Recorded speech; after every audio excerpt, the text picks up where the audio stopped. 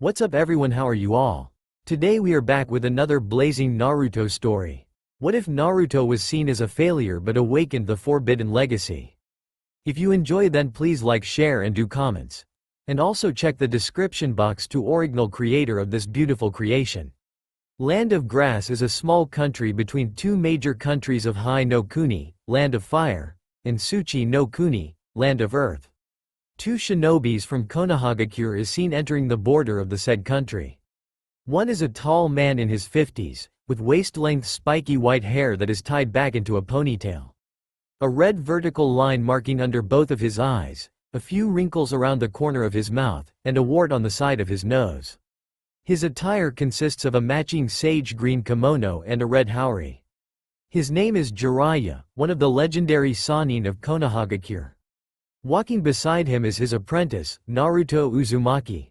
Naruto is young boy 15 of age. He has a yellow-blonde spiky hair, and cerulean blue eyes. He has this distinctive 3 horizontal whisker markings on each side of his cheeks. He wore a matching orange and black tracksuit, with orange being the majority. Alright Gaki, we'll have a quick stopover at the village of Taki before we return back to Konoha, said Jiraiya as the two continued their pace towards the town. Man, why do we need to go there, Ero-sennin? I thought we're heading back to Konoha Datbeo. Jiraiya gained a tick mark by the blonde's nickname towards the old sage. Will you stop calling me that, you damn brat? The sage scolded his apprentice. Although he is used to being called that for the last few years, he still gets annoyed by it sometimes. Yeah, if you stop being a perv, retorted the blonde. He was excited to go back after 2.5 years of training with the sage. He misses his friends, his teammate, Konohamaru gang, Ichiraku family, Tsunade Ba-chan, and others precious to him. Ignoring the comment, the sage continued. Besides, my informant told me some information regarding the Akatsuki's hideout somewhere in this country. Naruto now cited that there'd been a sudden change of plan. Instead of returning back to Konoha from their 2.5 years of training and traveling, there's a sudden visit to the neighboring country regarding the movements and information of a known terrorist group that'd been hunting him and others like him. It's the reason why he went on a training trip, so that he could defend himself and bring a certain duck-haired Uchiha back to Konoha. The two have been traveling for hours until they reached the nearby town. Tired from their journey, the two searched for the nearest inn that they'll settle for the night. After checking into the nearby inn and setting down their baggage, the old toad sage quickly left without warning the teen. Naruto got back from the bathroom as he's changed to his pajamas. He noticed that his perverted of a sensei is gone. Damn, Ero-sennin probably doing his so-called research. Can't just wait until we just return back home. Naruto whined childishly to himself before lying down to his futon and quickly fell asleep. It was always like this during his trip with the sage. Who could blame the blonde? He's excited to return home to see his friends again, but was postponed by a sudden stopover. It's not like they're stopping for a week or so, right? Well, he was wrong. It turned out that they will be staying for a week or two before returning back to Konoha. Alright Gaki. I will be out in search for the Akatsuki's hideout somewhere outside the village, Jiraiya informed Naruto after he woke up in the morning. He explained what happened while he was gone last night, and by the intel he gathered by his informant, it might take a week investigating the Akatsuki's whereabouts. Wait, you're not peeking into woman's bathhouse last night? He questioned the obvious by being dumbfounded because most of the time the old perv was doing research. Well, that was what he thought. Jiraiya rubbed the bridge of his nose, a sign of frustration the Sannin have right now. You still haven't learned a thing or two in managing a spy network, he let out a sigh. Anyway, continue training yourself while I'm away, and don't get yourself any trouble while I'm gone. Jiraiya warned him, the last part in which the blonde nodded. Naruto was known for being unpredictable and a troublemaker. He's the optimum of a trouble magnet. Jiraiya hoped that nothing bad will happen while he's gone. After Jiraiya left in search for the Akatsuki's hideout, Naruto went outside the town into a nearby forest to continue to train. For 2.5 years of training under the tutelage of the Toad Sannin, he was not only taught in refining his taijutsu and controlling the Kyuubi's chakra, but in other shinobi arts as well. He was able to improve some flaws in his taijutsu by being taught his father's taijutsu style, which doesn't rely on hand seals, thus the creation of Rasengan, but he still haven't fully mastered it as the said jutsu requires one hand to perform, and he still needed the assistance of clones to create one. The fourth's taijutsu deals with speed and reflexes to execute devastating strikes against his opponents. Also, while not completely mastering his affinity, the young teen knows a few Fuuten tricks under his sleeves. Flashback. It's been half a year after they left Konoha on a 3-year training trip, and all the Toad Sannin was teaching him was improving his taijutsu flaws and how to control the Kyuubi's chakra. You could say that the old pervert was busy doing some research and peeking into woman's bathhouse rather than training him. Oi Eros Sennin, I'm tired of this chakra control stuff. All we did was taijutsu and chakra control. Teach me some cool new jutsu stuff instead of just peeking into woman's bathhouse. Datbeo. A 13-year-old Naruto whined, but the Sannin shrugged him. He was rather busy giggling and scribbling in his notebook doing his precious research. And by means of research, the pervert was just peeking into a small hole watching fine woman bath in the hot spring. For months of traveling, the Toad Sannin just instructed the young boy on what to do and leave him to figure it out himself. Self-training was his teaching method, and only leaving small clue to let his loud apprentice figure it out himself, because he was either busy gathering intel regarding the Akatsuki's movements in a brothel or going to a nearby hot spring to peek on woman bathing for reference in his precious novels, but mostly he's busy with the latter though.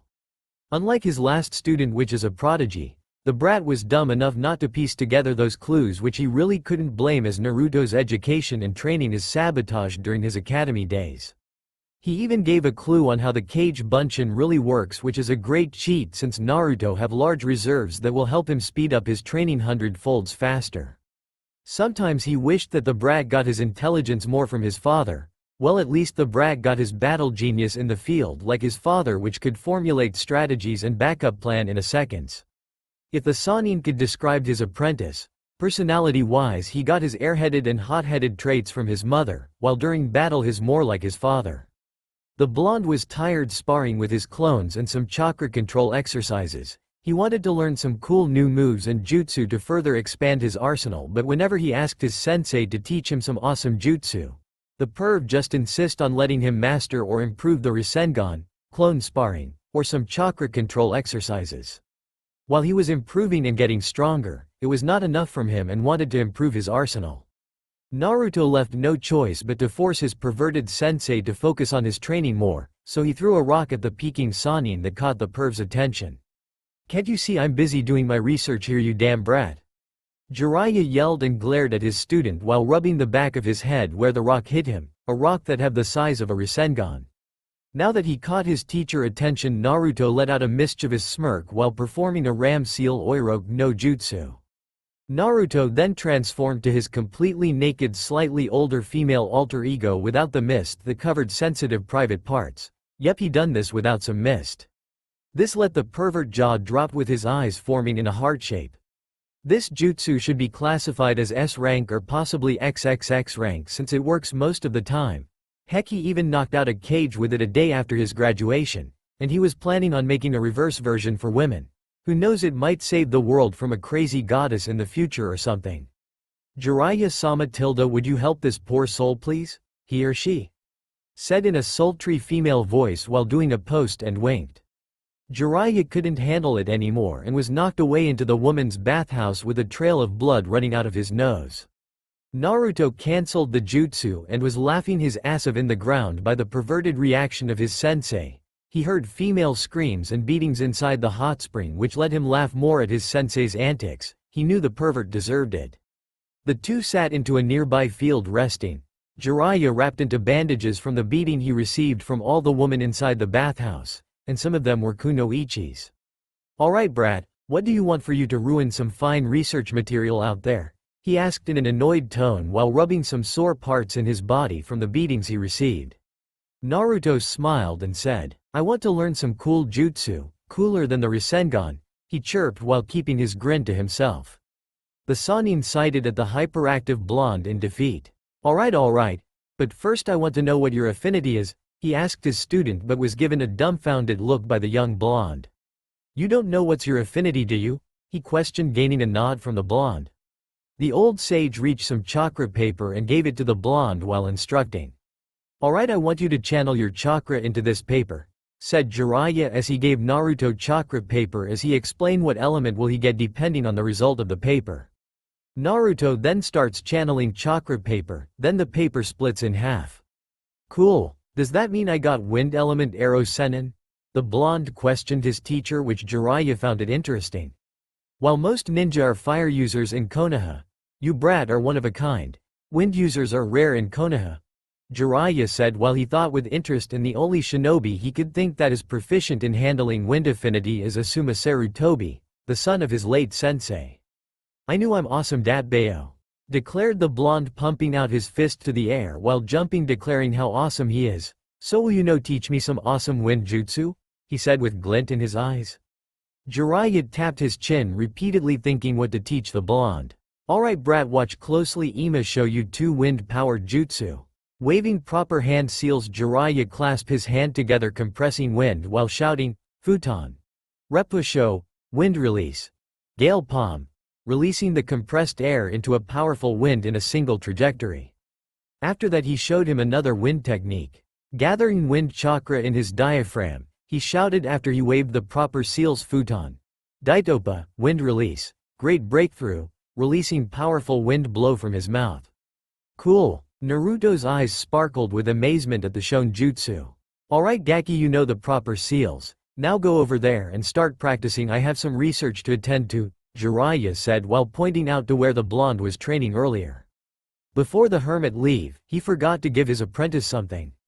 Oh, I forgot. Before I leave I want you to try to split this leaf into half using your wind affinity, Jiraiya said as he handed a leaf to Naruto. Huh? But we already did this, Datbayo. The boy gave his teacher a confused look as he knew he already did this earlier. You weren't listening, you brat. The old pervert gained a tick mark as he smacked the head of the blonde in annoyance. What you did earlier was knowing your elemental affinity. This is different. You see, you need to split that leaf you're holding into 2 using wind chakra. By doing so you will get the grasp of your wind nature, thus making your techniques more powerful, explained Jiraiya. Now go along now. I have some research to attend to, he said, chuckling perversely as making a shooing gesture to the blonde. Should I tell him about the secret of the cage bunshin? He thought as he heard voices of women bathing in a nearby spring. Nah. Maybe later. His attention was diverted immediately at the sound of water splashing and woman laughing. Flashback end. Location: Iwagakure, Tsuchikage Tower. A short old man, with white triangular goatee and mustache, thick eyebrows and big red nose. He's Onoki, current cage of Iwa. Onoki is currently looking outside the rocky window of his office, admiring the village itself. The village is surrounded by rocky mountain ranges that surround the village. Its infrastructure is built from its surrounding rocks and interconnected bridges. Iwakagore is one of the 5 great Shibabi countries, considered to be the 3rd strongest, as Konohagakure is at top in terms of military power. The only advantages they have against Konoha is the economic wealth of the village that prospered through years. They are probably considered as the riches that rivaled Kumo, as they haven't been attacked and focus on rebuilding the village after the 3rd war ended, unlike their rival that got attacked twice after the war and is still rebuilding. Even then Konoha remains the strongest, as even they tried to take advantage of Konoha's recovery after Suna's invasion have failed. They send forces to invade but was repelled by a veteran shinobi dubbed as the Eternal Genin named Kosuke Maruboshi. A.N. He also shared the same title with Might Dewey. While deep in thought, a knock was heard from the main doors of his office. Expecting someone he signaled, "Enter." With that an Iwa shinobi entered. A tall and brawny man with small dark eyes, big round nose and short dark gray hair and beard. His outfit consists of standard red-colored Iwa uniform and a standard brown flak jacket. He walked towards the Tsuchikage's desk to hand a file on the status report of the given assignment. Mission successful, Tsuchikage-sama. The man reported, which Iwa's cage seems uninterested. Is that all, Kitsuchi? If yes, then you may take your leave. But the now known shinobi added interesting news that might catch the attention of Onoki. On the way back, our patrol spotted 2 Konoha shinobi near the border. According to our intel, they're staying in the land of grass. Hearing this, Onoki seems to have a glint of interested by the news. One of those is the legendary Toad Sanin Jiraiya, and his apprentice, continued Kitsuchi as he handed a picture of the 2 Konoha ninja entering a hotel. Needless to say, Onoki's eyes widen, his jaw clenched, seeing the image of a blonde boy. That boy looks like a splitting image of the Kiroi Senko, Yellow Flash, he spat out with anger and disgust at the name. It's the name Iwakagore feared and hated during the Third Shinobi War that made them surrender. Even before slaughtering an army of Iwa nins in a matter of seconds, the Kiroi Senko was feared and is given a flee on sight order in 2 countries, which is kinda useless as Sakura. The dude can teleport instantaneously or even shunshin beside you. The dude is even a censor and a sage, so no point in hiding or even fleeing. Playing dead might work though. Majority of the villagers' blood boils just hearing news anything related to Konoha, especially news related to the Yondaime Holage. Even just hearing his name, it made their hatred surface. They're still bitter at what happened after the last war, when news spread out of Konoha's Kiroi Senko, Yellow Flash, killed thousands of their shinobis that left wives widowed and children orphaned. So after hearing news of Konoha's Jinchuriki being released by an unknown assailant that attacked Konoha, they partied and got drunk, especially news that the Yondaime died defeating the Kyuubi and this assailant. Although they did not got their revenge, majority still hates the man, while at least some move on from it. What is our intel about that blonde brat? According to our previous intel, his name is Naruto Uzumaki, born on October 10th, the day of the Kyuubi's attack. Orphaned since birth, his parents are unknown. He is Konoha's Kyuubi Jinchuriki under the tutelage of Jiraiya, Toad Sage of Mount Myoboku. Kitsuchi informed the old Kage. The old Kage's face hardened by the information his son gave him. Now he just needed one piece of information to confirm his suspicion about the blonde.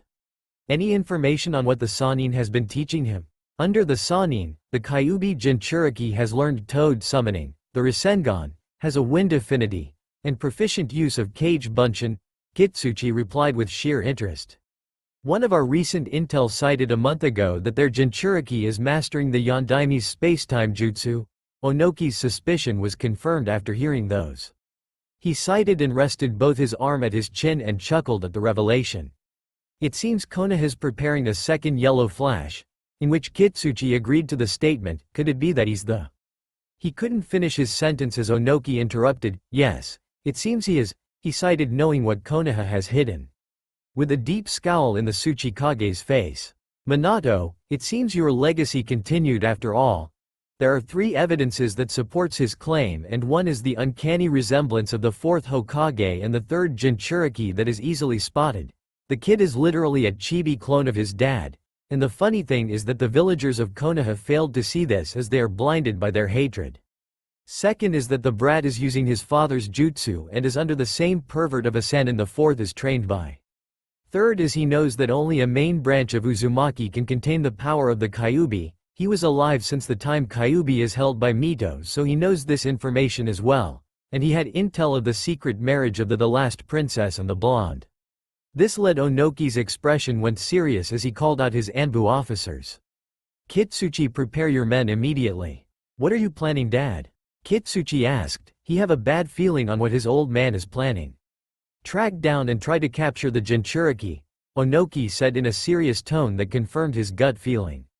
Are you insane? We might provoke Konoha to start a war this time, especially after the failed attack during Konoha Crush 3 years ago. Terror overtook his face. Kitsuchi may hate the Yellow Flash and anything related to him, but starting a war just for revenge isn't right. They know that Konoha has a lot of powerful shinobi at its disposal even after losing the 4th, 3rd, and the Uchiha clan. He knew another war will result to bloodshed in both parties that will end up in hatred and revenge. Even if they won, there's also an after effect of war on both parties. That is why I want you to gather your best men. Lure him near our borders, and do not engage until he is under our jurisdiction. I want him captured, not killed. This is a classified S-class mission.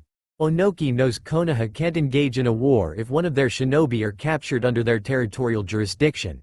A little precaution should be measured in case they provoke Konoha by capturing their Jinchuriki. Knowing how stubborn his old man is, Kitsuchi let out a sigh in defeat and agreed to the given task.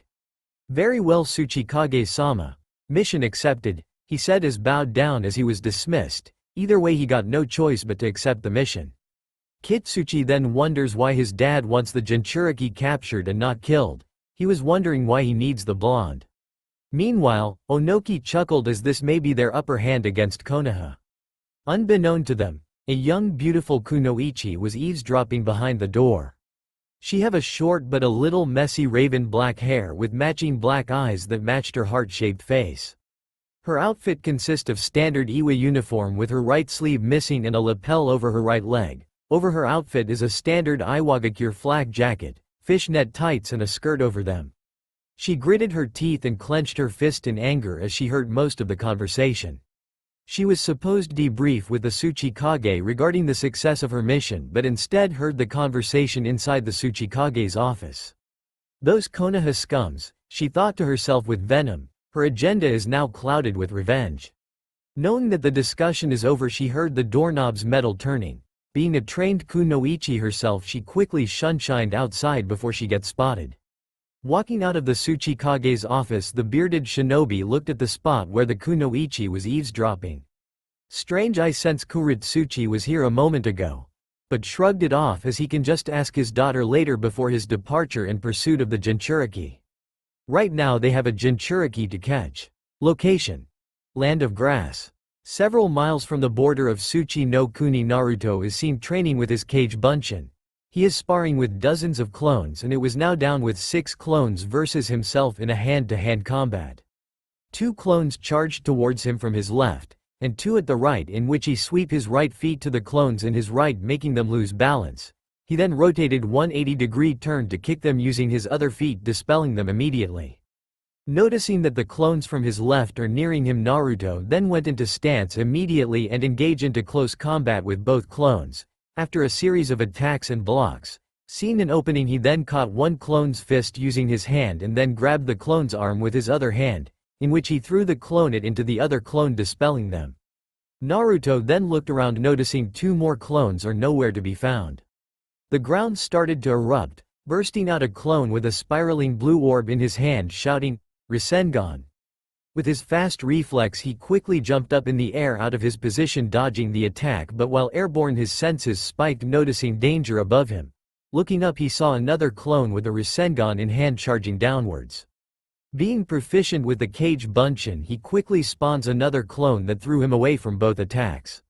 Both attacks from the clones collided each other, with the recently spawned clone making a large explosion from the technique that dispelled them immediately. On the ground, Naruto lay down panting, tired from his sparring session, and it was now 1 in the afternoon, which he started around 8 in the morning after he ate breakfast, which is of course cup ramen. The blonde was not expecting his clones to use jutsu. Damn clones told them this is a taijutsu battle only. I swear those clones are getting smarter every day, he told himself. Who could blame those clones anyway? They're just unpredictable as he is. His clones takes the personality and mindset of the summoner. Growl. Hearing his stomach growl, he noticed it was past lunchtime already, and surely our blonde hero is now hungry. Hey, calm down big fella, we're going to eat ramen. He patted his hungry stomach. Those training sure made him hungry, and he only ate 1 cup of ramen for breakfast. For him, ramen is a healthy diet, or he should say, the food of the gods. Getting up from the grassy field, he lay down. Naruto walked in a civilian pace towards the town in search for a ramen bar. Sitting in a counter, Naruto is now at the ramen bar holding the menu. He can't decide what he should try as there are a variety of ramen in the menu, like seafood ramen, pork ramen, beef ramen, chicken ramen, or just plain miso ramen, which he loved. Oiji-san, what's the specialty here at this place? He called the man in his 50s with white hair and round glasses, wearing a chef hat and an apron that seemed to be the chef of the restaurant. Ah, you should try our all for you specialty, young man, the chef suggested, smiling at the young customer. Naruto said, giving his thinking look. What's that? It's miso ramen with pork, beef, chicken, and shrimp in it in one bowl, said the ramen chef while cutting a few vegetables. So that's why it's called all for you, the blonde thought. Hearing the all for you specialty, Naruto's stomach suddenly growled violently. Then I'll have 5 bowls of those, old man, Naruto said with a grin and a thumbs up, which amuses the restaurant chef. Quite a metabolism you have got, young man, chuckled the chef as he prepared the dish. A shadowy figure wearing a black hooded cloak is standing atop of a building across the restaurant. The one in the middle gave out a signal and his subordinate vanished out of sight, while the remaining figure keep on observing a orange wearing blonde boy. It seems the boy is fond of ramen, seeing the blonde on his 24th bowl of ramen. Though this observation seems useless, for spies or enemies, this can be used against your enemies as every information matters. Naruto groaned, feeling blinded from his slumber. Opening his eyes slowly, the sun shines through the window of the hotel. Its bright lights shots his face, completely blinding him as he fully opened his eyes, making him completely awake. He then let out a yawn while stretching both of his arms outwards. He is now fully rested, and maybe overslept a bit since Naruto is not a morning person. He let out a morning stretch as he remembered yesterday's event before he went to bed. After he was done eating at the said restaurant and noticing the time, it was now the start of the evening, which is around 5 or so. Still early to go back at the hotel, Naruto then took a stroll around town. He noticed how peaceful the small town is. It wasn't as huge as a major village at the average size of 5,000 square kilometers, and the town is around 5 kilometers, or a total of at least 25 square kilometers in area. Konoha is at least 80 kilometers in diameter, which is unbelievable, but it's true, and I'm lowballing the computation. We could also assume that other major villages is as huge as Konoha in area. Heck, he noticed the population of shinobis in the town was non-existent, but there are some few ninjas he could identify from a minor country based on their Hite-8, who he assumed was hired by the locals. Enjoying his stroll, he observed around, seeing people walking, shops closing, children being picked up from the park, and a convenience store with a 30% bargain sale, which attracted his attention as he immediately went to the store before it closed.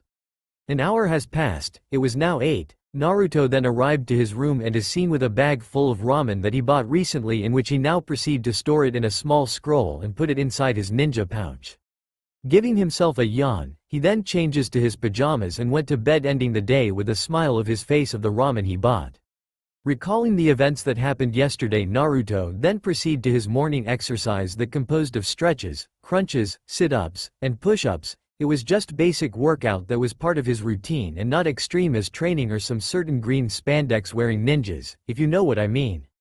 Done from the workout he did, Naruto sniffed himself, and boy, he sure is sweaty and smelly. Damn, I really need a shower. Knowing what to do next, he went to the bathroom.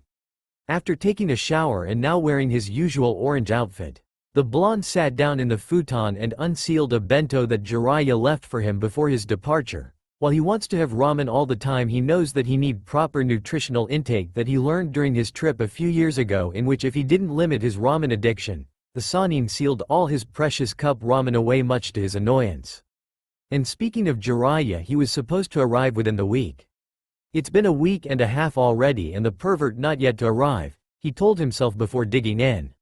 He was not worried, he knew what his sensei is capable of. Jiraiya is a Sannin for a reason, and he knew that. But he's been told it will take a week or two, so he's expecting him to arrive within this week. He wanted to leave, he misses his friends already. Leaving the hotel premises, Naruto decided to head to train in an open field a few miles away from the town. It was the only thing that kept him busy aside from eating ramen, of course. But while taking a walk, a lone girl no older than 12 approached him and tugged his jacket to gain his attention. Mister, are you a ninja?" the girl asked. Naruto looked at the girl. She had dark blue hair that reaches down her waist with a tied-up pigtail each side that is held together by a red ribbon. She has brown eyes, and her simple dark green dress is a bit ragged from dirt. Yeah, I am," he said, scratching his head. His voice shows uncertain of his answer, but he's certain he's a ninja as he pointed his Hite-8. "Ninja-san, please help me find my mom. She's missing." He looked at her eyes. It showed sadness. He could see her eyes watering. "Please mister, this is all I got." The girl took out and held a small pouch of ryo that he offered to the shinobi. It is known in the shinobi world that a client that hires a ninja needs to be paid for their services, and mission pays may vary depending on its difficulty and danger, that are categorized in 5 ranks, with the lowest pay and the lowest rank being 5,000 ryo, approximately $500. Naruto knew that the girl's offer is all she had, and it is 1/4 less than AD rank mission pay, so he refused. "You can keep your money, kid," he said in a monotone voice. "Please mister, it's all I have. Ma, maybe I can repay you more soon." The girl let out a cry as she knew it wasn't enough, but Naruto patted her head and the girl looked up to him with tears running down from her face. Naruto then gave her a smile and said, "Oh, I just said you can keep your money. I didn't say I refused to help you find your mom, Datbeo." The girl's eyes widened in surprise that the blonde ninja will help her. Why you mean it? The girl stuttered. She could believe someone is willing to help her. Naruto then kneeled in front of the girl to level his face at her as he wiped her tears at her face. Believe it, kid. It's my ninja way. He gave her a heart-warming smile in which the girl suddenly leaps at him, giving him a hug. Thank you ninja-san, the girl happily said at him. If Jiraiya saw the interaction of them now, he was pretty sure the Sannin will call him Lolicon just to get back at him. Naruto, he said. You can call me Naruto. He gave his name as he let go of the hugging girl as both of them stand up. Okay Naruto-san. Nay, I never got your name, kid, Naruto cheekily said as the girl replied. My name is Wendy, the now named Wendy chirped. Wendy, huh? That's a nice name, Naruto commented. Well, it sounds foreign to the blonde, but it was a nice name, he thought to himself. As they both started to walk to a random direction, he realized that they need to start somewhere, so he asked Wendy some questions as he needed some leads to find her mother. So Wendy-chan, what happened to your mom? He looked at her waiting for a reply. Well, when my mom is cooking breakfast in our home, some shinobi men attacked the both of us. My mom hid me and then they took her, she sadly said. Mind telling me where it happened, Wendy-chan? Questioned the blonde. Well, it happened in our home. It's between Iwa and Kusa near Takigakure, she replied. Yosh, let's go then, as soon they continued their walk. But first let's head back to the hotel and get my stuff, which the now named Wendy nodded to him. The hotel is pretty near, just 2 blocks away. So after getting his stuff they now begin their investigation. Naruto-san, where are we going? Wendy asked. She looked around the direction they're going and the road is unfamiliar to her. She did not know where they're headed to. Why, we're heading to your home, of course. We need to investigate there first, as there might be a clue to where they took your mother, Naruto proudly replied. Isn't it that way to the north? Wendy pointed out the direction on where supposed her home is located. Naruto winced at that. He's still bad at direction sometimes. He remembered the time when he was assigned to lead Konohamaru gang in their academy activities but ended up taking the long path. But alas, he would not Wendy know about that. Getting lost is a poor excuse of being a ninja, especially under the tutelage of a Sannin. Well, you see, Naruto was thinking of an excuse while scratching his chin in a thinking expression. This is a shortcut. Yeah, a shortcut. Hee.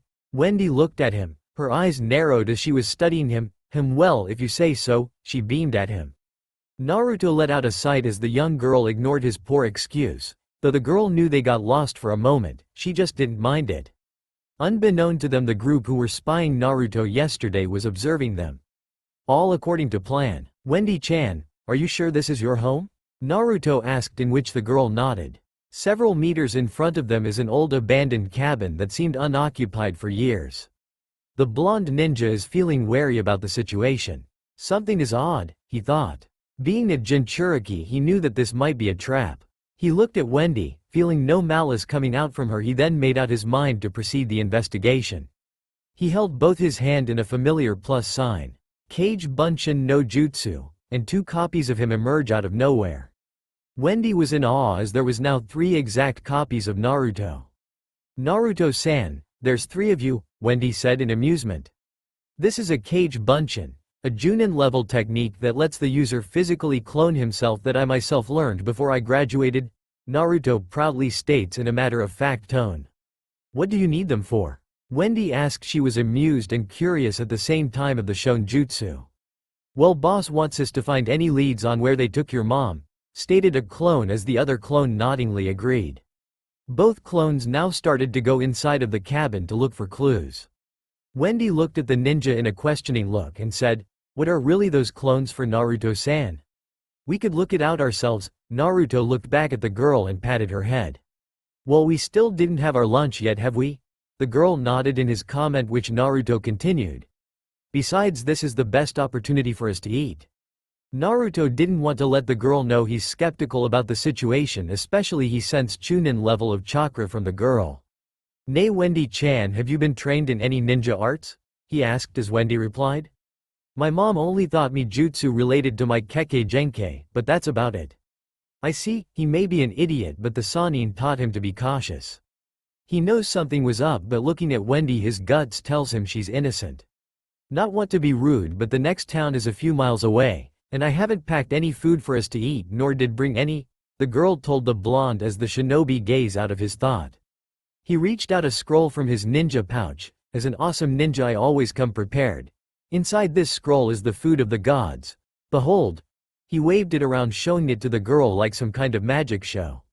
Naruto then unscrolled the contents and in a puff of smoke the food of the gods is shown to be a cup ramen, stated Wendy as she raised her brow, arm crossed. Her voice more likely showed concern for the blonde. She was slightly confused at the blonde's silly antics but nonetheless shrugged it out. Was this guy really a ninja that was supposed to help her? She was now having a minor doubt but she knew she could trust in his abilities. Naruto held out cups of ramen while smiling idiotically. Not just a cup ramen, it's the cup ramen, he proudly stated giving a cup to Wendy while pointing out something at the cup ramen. Wendy looked at what he was pointing at, it was a label of the ramen with a limited edition on it. She don't know what to respond, so she dumbly nodded his statement. Nay Wendy-chan, sorry if all I got is ramen. The orange ninja apologetically said while scratching the back of his head with his free hand. He knew not everyone is a ramen freak like him. No it's okay Naruto-san. I'm not picky with food. She was shocked by this while waving both her hands nervously in defense. Alright then Wendy-chan. Why don't you sit down so you don't tire while I'll boil some water. He then unscrolled a set of utensils. Wendy watched him prepare their meal while humming cutely. He saw Naruto fill a kettle with water. After that the blonde placed the kettle down and took out a matchstick and ignited below the kettle for it to boil. Few minutes has passed. Naruto then poured hot water into the cup ramen and handed one to Wendy. Here, wait for 3 minutes for it to cook. Naruto also handed her a bottle of water to keep her hydrated. 3 minutes later both of are now ready to chow down their food but not long before both saying, "Itadakimasu." The blonde was enjoying his time with Wendy while eating his all-time favorite food as he already had 3 cups as the girl is satisfied with just 1. He then felt some kind of déjà vu. This kinda feels nostalgic, it's like I've met her before somewhere, he thought but couldn't figure it out somehow. Suddenly his expression hardened as something came up. Naruto-san, are you okay? Questioned the girl full of concern. They're headed north, I found some tracks. This statement left Wendy thinking. She tilted her head sideways while looking at him, waiting for some kind of explanation from her companion. While his clones found nothing inside the cabin, his clones found 5 footprints imbued on the mud out the back of the cabin that match a shinobi sandal. Naruto then continued. The Cage Bunshin specializes in espionage because of its ability. Once the clone dispels, all the clone's memory is directly transferred to its user. Wendy was left astonished with her mouth forming an O of how useful the jutsu is. After both are finished with their lunch, Naruto then kneeled down, his back facing Wendy. Come on, it will be faster if I carried you, he offered. Oh okay, said the girl nervously. Hold on tight. Okay, said the blonde, which Wendy complied, holding tighter. Naruto then channeled chakra in his feet and sprinted towards north in a speed faster than a cheetah could run. They have arrived at the border of Tsuchi no Kuni. Naruto then dropped Wendy down and asked her in concern. You alright? Asked the shinobi. He knew non-shinobi might got uncomfortable being carried like that. I get a little dizzy when I'm being moved like that, replied the girl, but I'm fine. Well, here we are, said Naruto, nervous? Wendy gave a weak nod of disapproval. Not really. How about you Naruto-san? She returned his question. Hee a little. He knows that Konoha and Iwe are not on good terms, so this might be a little risky. Scratch that, I's an a rank risk. Naruto knew all the risk. Entering a territory as a Konoha nen without diplomatic reason is like asking to be captured or killed. Well, here goes nothing. A few minutes upon entering Tsuchi no Kuni, both are stopped by the sudden appearance of 5 Iwas Anbu with weapons drawn out. Halt. State your business here, demanded one Iwa nen. His voice showed hostility towards the blonde Jinchuriki. We were just passing by, replied Naruto. It was rather strange, he knew something fishy is going on, as we would believe a Konoha nen. Now surrender yourself or we'll make you, spitted another Anbu. Well, this is bad. What would we do now Naruto-san? Thought the young girl as she stayed quiet and let Naruto deal with the situation. You know what, why don't we just go back where we came from? I think we just got lost on the way of life hee, Naruto said while slowly walking back, which Wendy mirrored, but of course they won't let them. The blonde was left with no choice as he threw a smoke bomb. Several clones popped out of the smoke to deal with the Anbus. The smoke died down and they have noticed the girl is gone, signifying that the original must have taken her with him. They're gone. They must use it as a diversion and escaped. Somewhere in the forest, Naruto is seen jumping from tree to tree, carrying Wendy in a bridal-style fashion. A batch of Anbus showed up into pursuit. Just my luck, I hope it doesn't get worse, our hero thought, but he jinxed himself. Things are getting worse. Shinobis pursuing them started to throw shurikens and kunais at them. Oi, are you guys trying to kill us or something? I'm carrying a girl with me, Datbayo. He shouted. There was no response as he kept on dodging oncoming projectiles aiming at them. It looks like evading them wasn't an option. Wendy, if something happens to me, I want you to run away as fast as possible. He whispered enough for the girl to hear. But what about you? Why, you can't Zhu? Naruto cut her off. My priority is your safety here, and I think they're after me, not you. I just need to deal with them first. Wendy saw his expression. It was not goofy, but rather serious. Don't worry, I'll come back after I'm done, the blonde shinobi said. You promise? Wendy said, which Naruto smiled brightly at the girl. Don't worry, I never go back to my word. A simple answer from the blonde made Wendy satisfied. Naruto brought Wendy down to the ground. He then summoned a cage Bunshin and ordered, take her and hide her somewhere safe, which the clone carried the girl and escaped.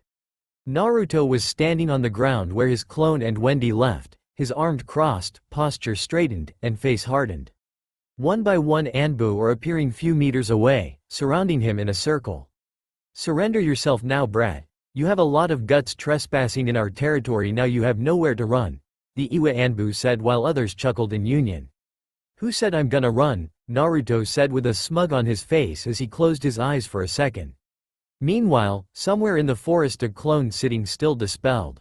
Naruto opened his eyes with an orange pigmentation around appeared. His eye color changed to golden with pupils becoming horizontal-alike.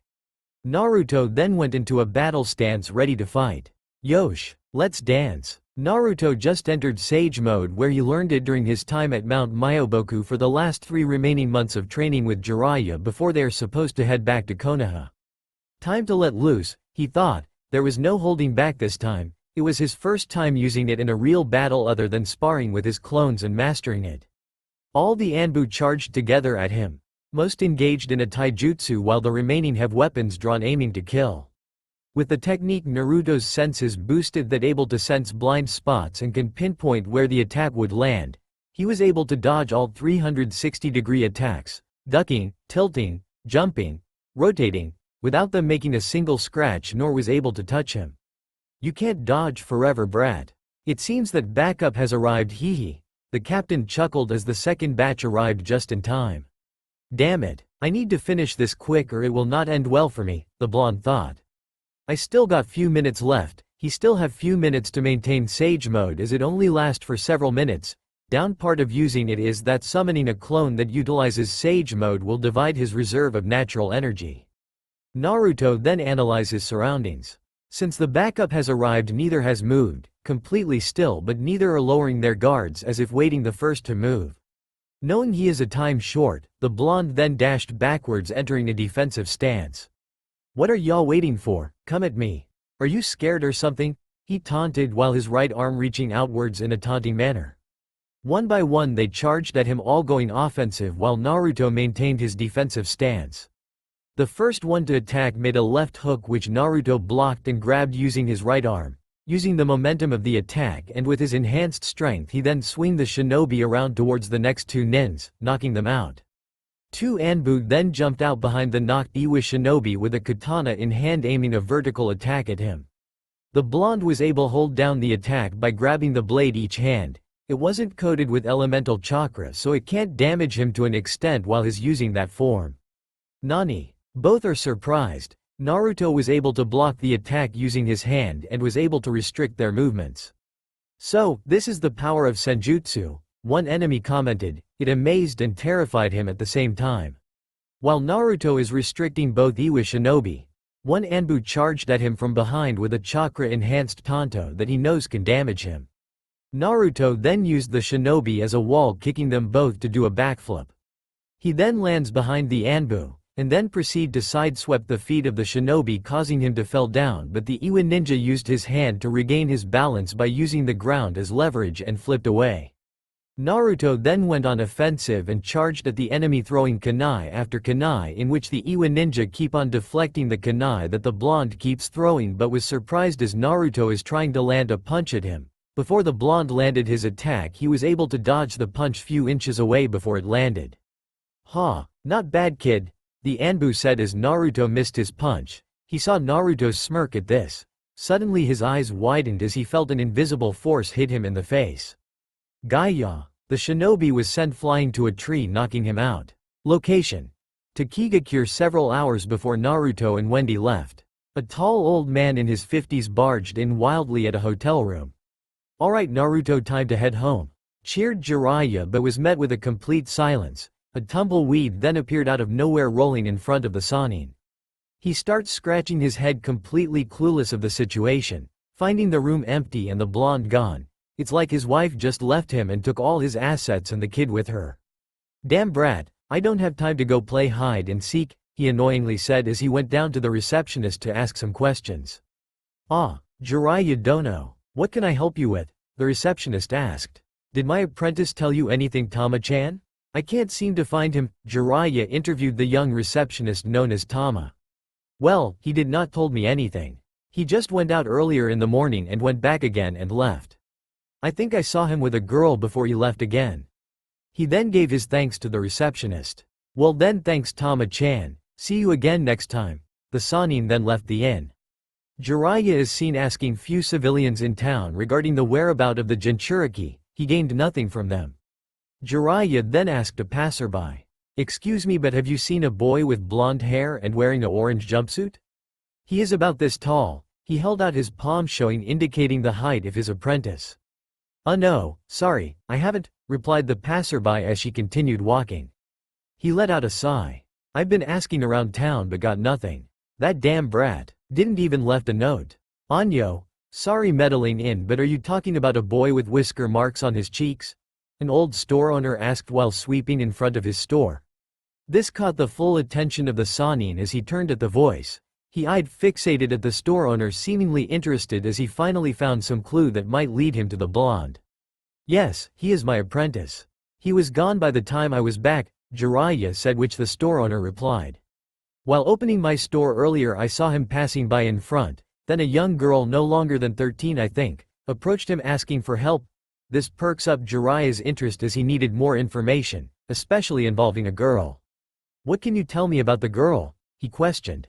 The girl seemed rugged, her face and green dress all dirty and all.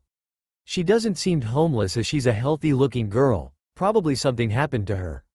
She has this long dark bluish hair tied into twin tails held by a ribbon, have brown eyes, and a cute face."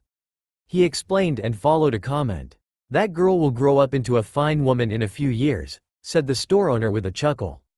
Jiraiya seems to agreed. "Oh ho ho ho. Yes, I can see that." He let out a perverted giggle. His smile reaches his cheeks and his brows wiggling in a Jiraiya manner. After the interview, the Sannin is now walking in the streets. Jiraiya can't help but think about the girl. Brown eyes, dark blue hair, green dress. It sounds familiar to him, he can't pinpoint what. He then remembered 3 years ago he and Naruto was here and met an orphan nearby. Jiraiya tried to connect all information as something came up. Time to visit an old acquaintance. Hope my intuition was right. Naruto is on a tree branch crouching, thinking of a plan. As of now he have defeated a dozen of Iwa's Anbu, but there's still half left. "I got a minute left. I need to speed things up," making a single hand sign. Kage Bunshin no Jutsu. 3 clones appeared and jumped out from the tree to attack. A kunai then hid near him. Noticing it's not an ordinary kunai, he quickly leaped the branch before it explode. Boom. Even it would not kill him as long as he is in sage mode. The explosion will definitely hurt him badly. While landing on the ground, Naruto saw one shinobi performing a jutsu. "Ha, got you now," shouted the Iwa nin with a victory on his face. "Doden.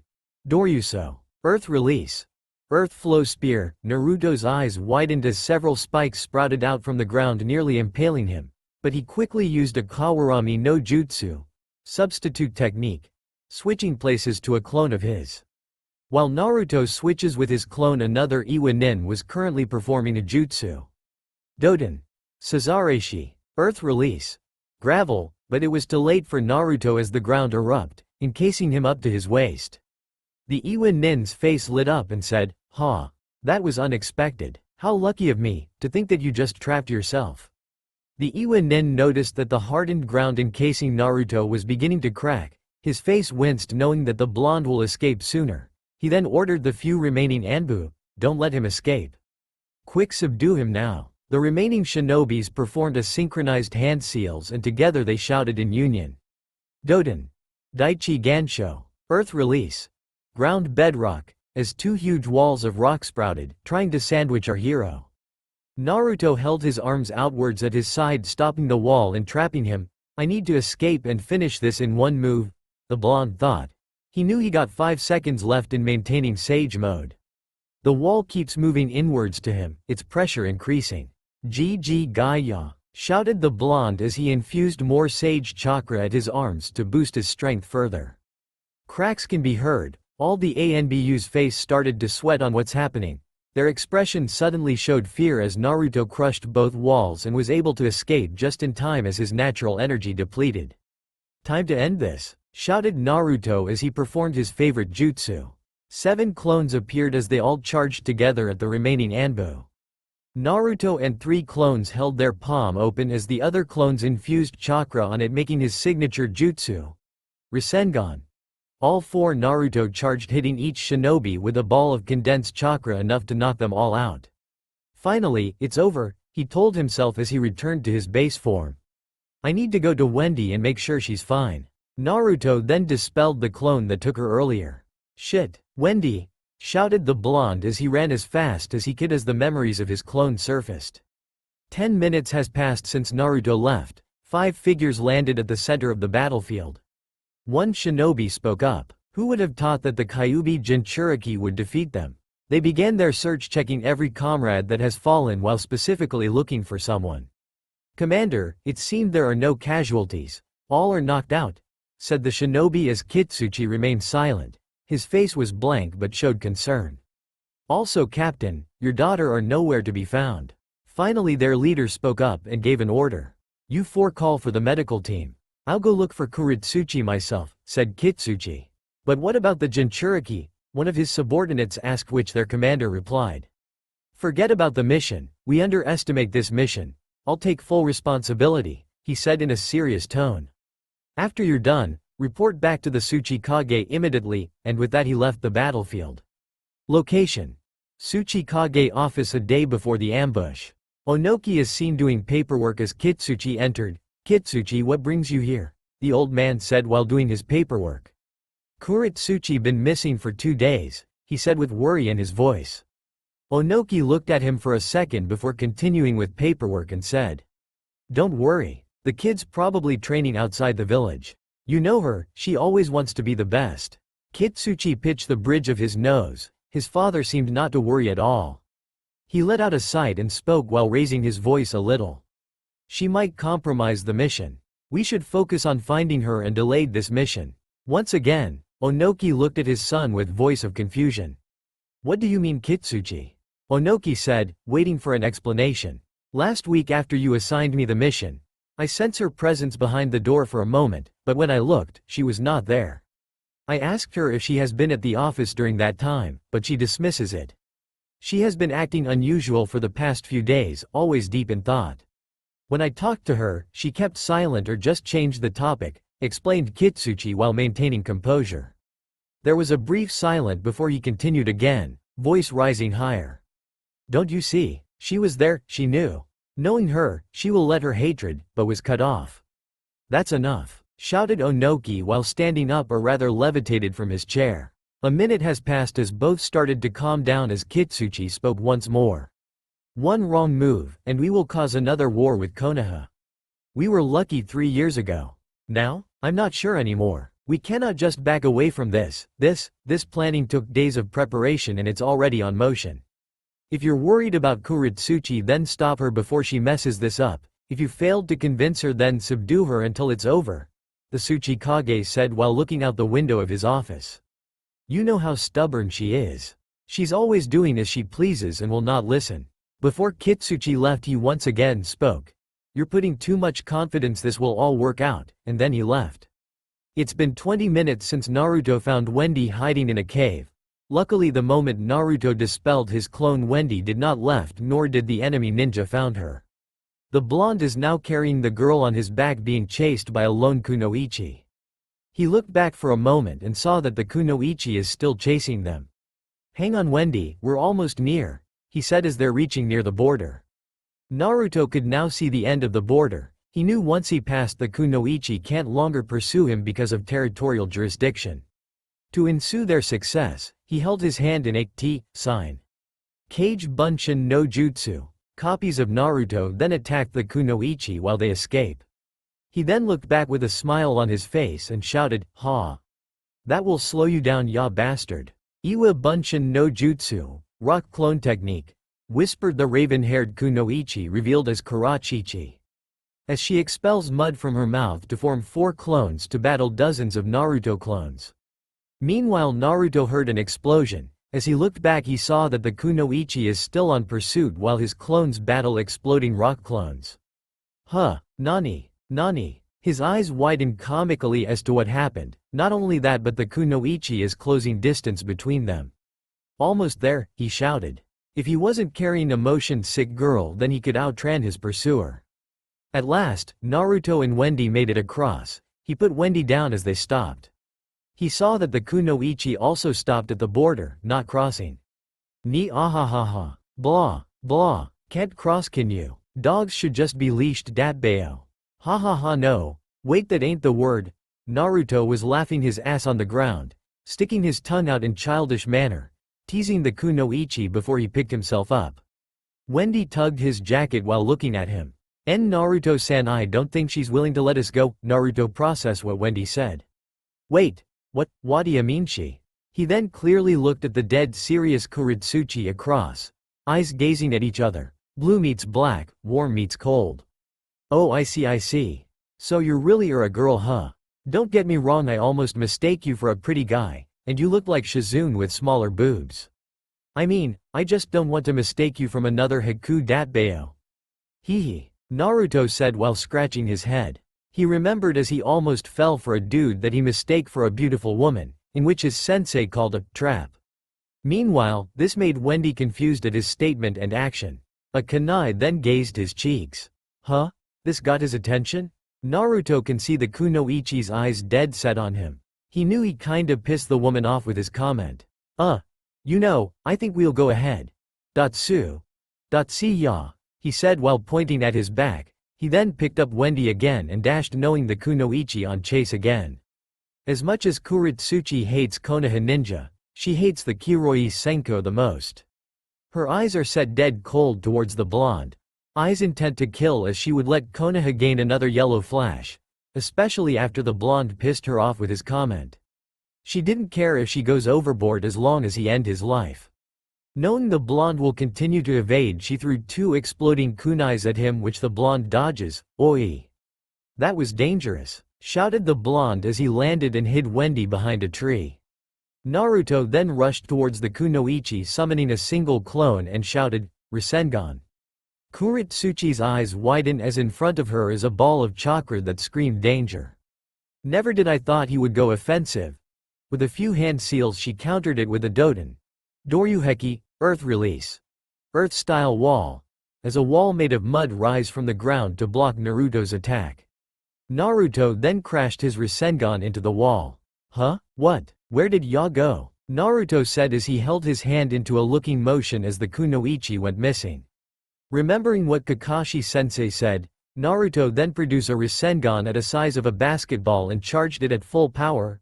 Udama Rasengan. He smashed it into the ground, breaking it apart, creating a decent crater as several trees fell down. Ha, I knew you were underground, he said as he saw the kunoichi leapt out from the ground into a tree. It seems I underestimate you, Konoha scum, said Kuritsuchi with voice of anger. Yeah, same too, you, retorted Naruto as both of them charged at each other. Their weapon clashed midair, both not able to break each other's defense. Kuritsuchi then axe-kicked Naruto into the ground. She then encased both her arm with rock into a shape of a giant fist. Doden. Kengen no Jutsu. Earth release. Fist rock technique, she shouted as she aims for a hard rock punch at the blonde. Naruto was able to pick himself up just in time to dodge her attack. While kneeling down, Naruto reached 3 shuriken in his pouch and threw it at her while waving a few hand signs. Shuriken Kage Bunshin. He shouted as the 3 shuriken multiplied into a couple of dozen. He then compressed air into his palm and released it. Futon. Repusho. Wind release. Gale Palm, which increased the speed of the shuriken to an insane amount while increasing its damage also. Kuritsuchi, seeing as she cannot deflect all shuriken, held her hard rock arm into defense as the shuriken shred them pieces by pieces as there's none left. Kuritsuchi then saw herself surrounded by a bunch of orange-clad ninja. A series of poofs can be heard as one by one a Naruto clone is killed. Kuritsuchi knew dealing with all clones alone will took a lot of energy, so she jumped high enough to see them all with intent to finish them in one move.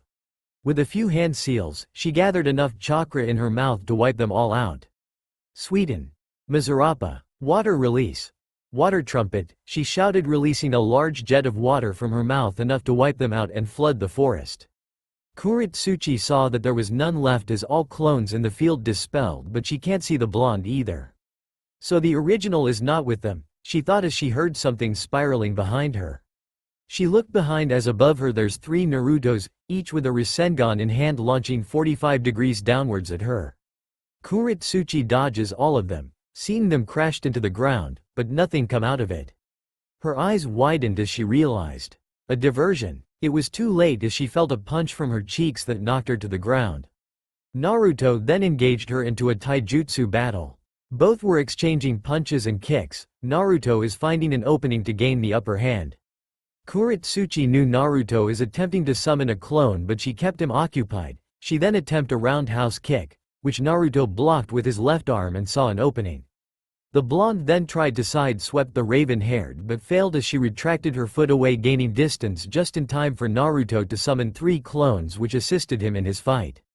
Naruto then went offensive while Kuritsuchi went defensive. All his attack are coordinated, not letting her gain one attack at him.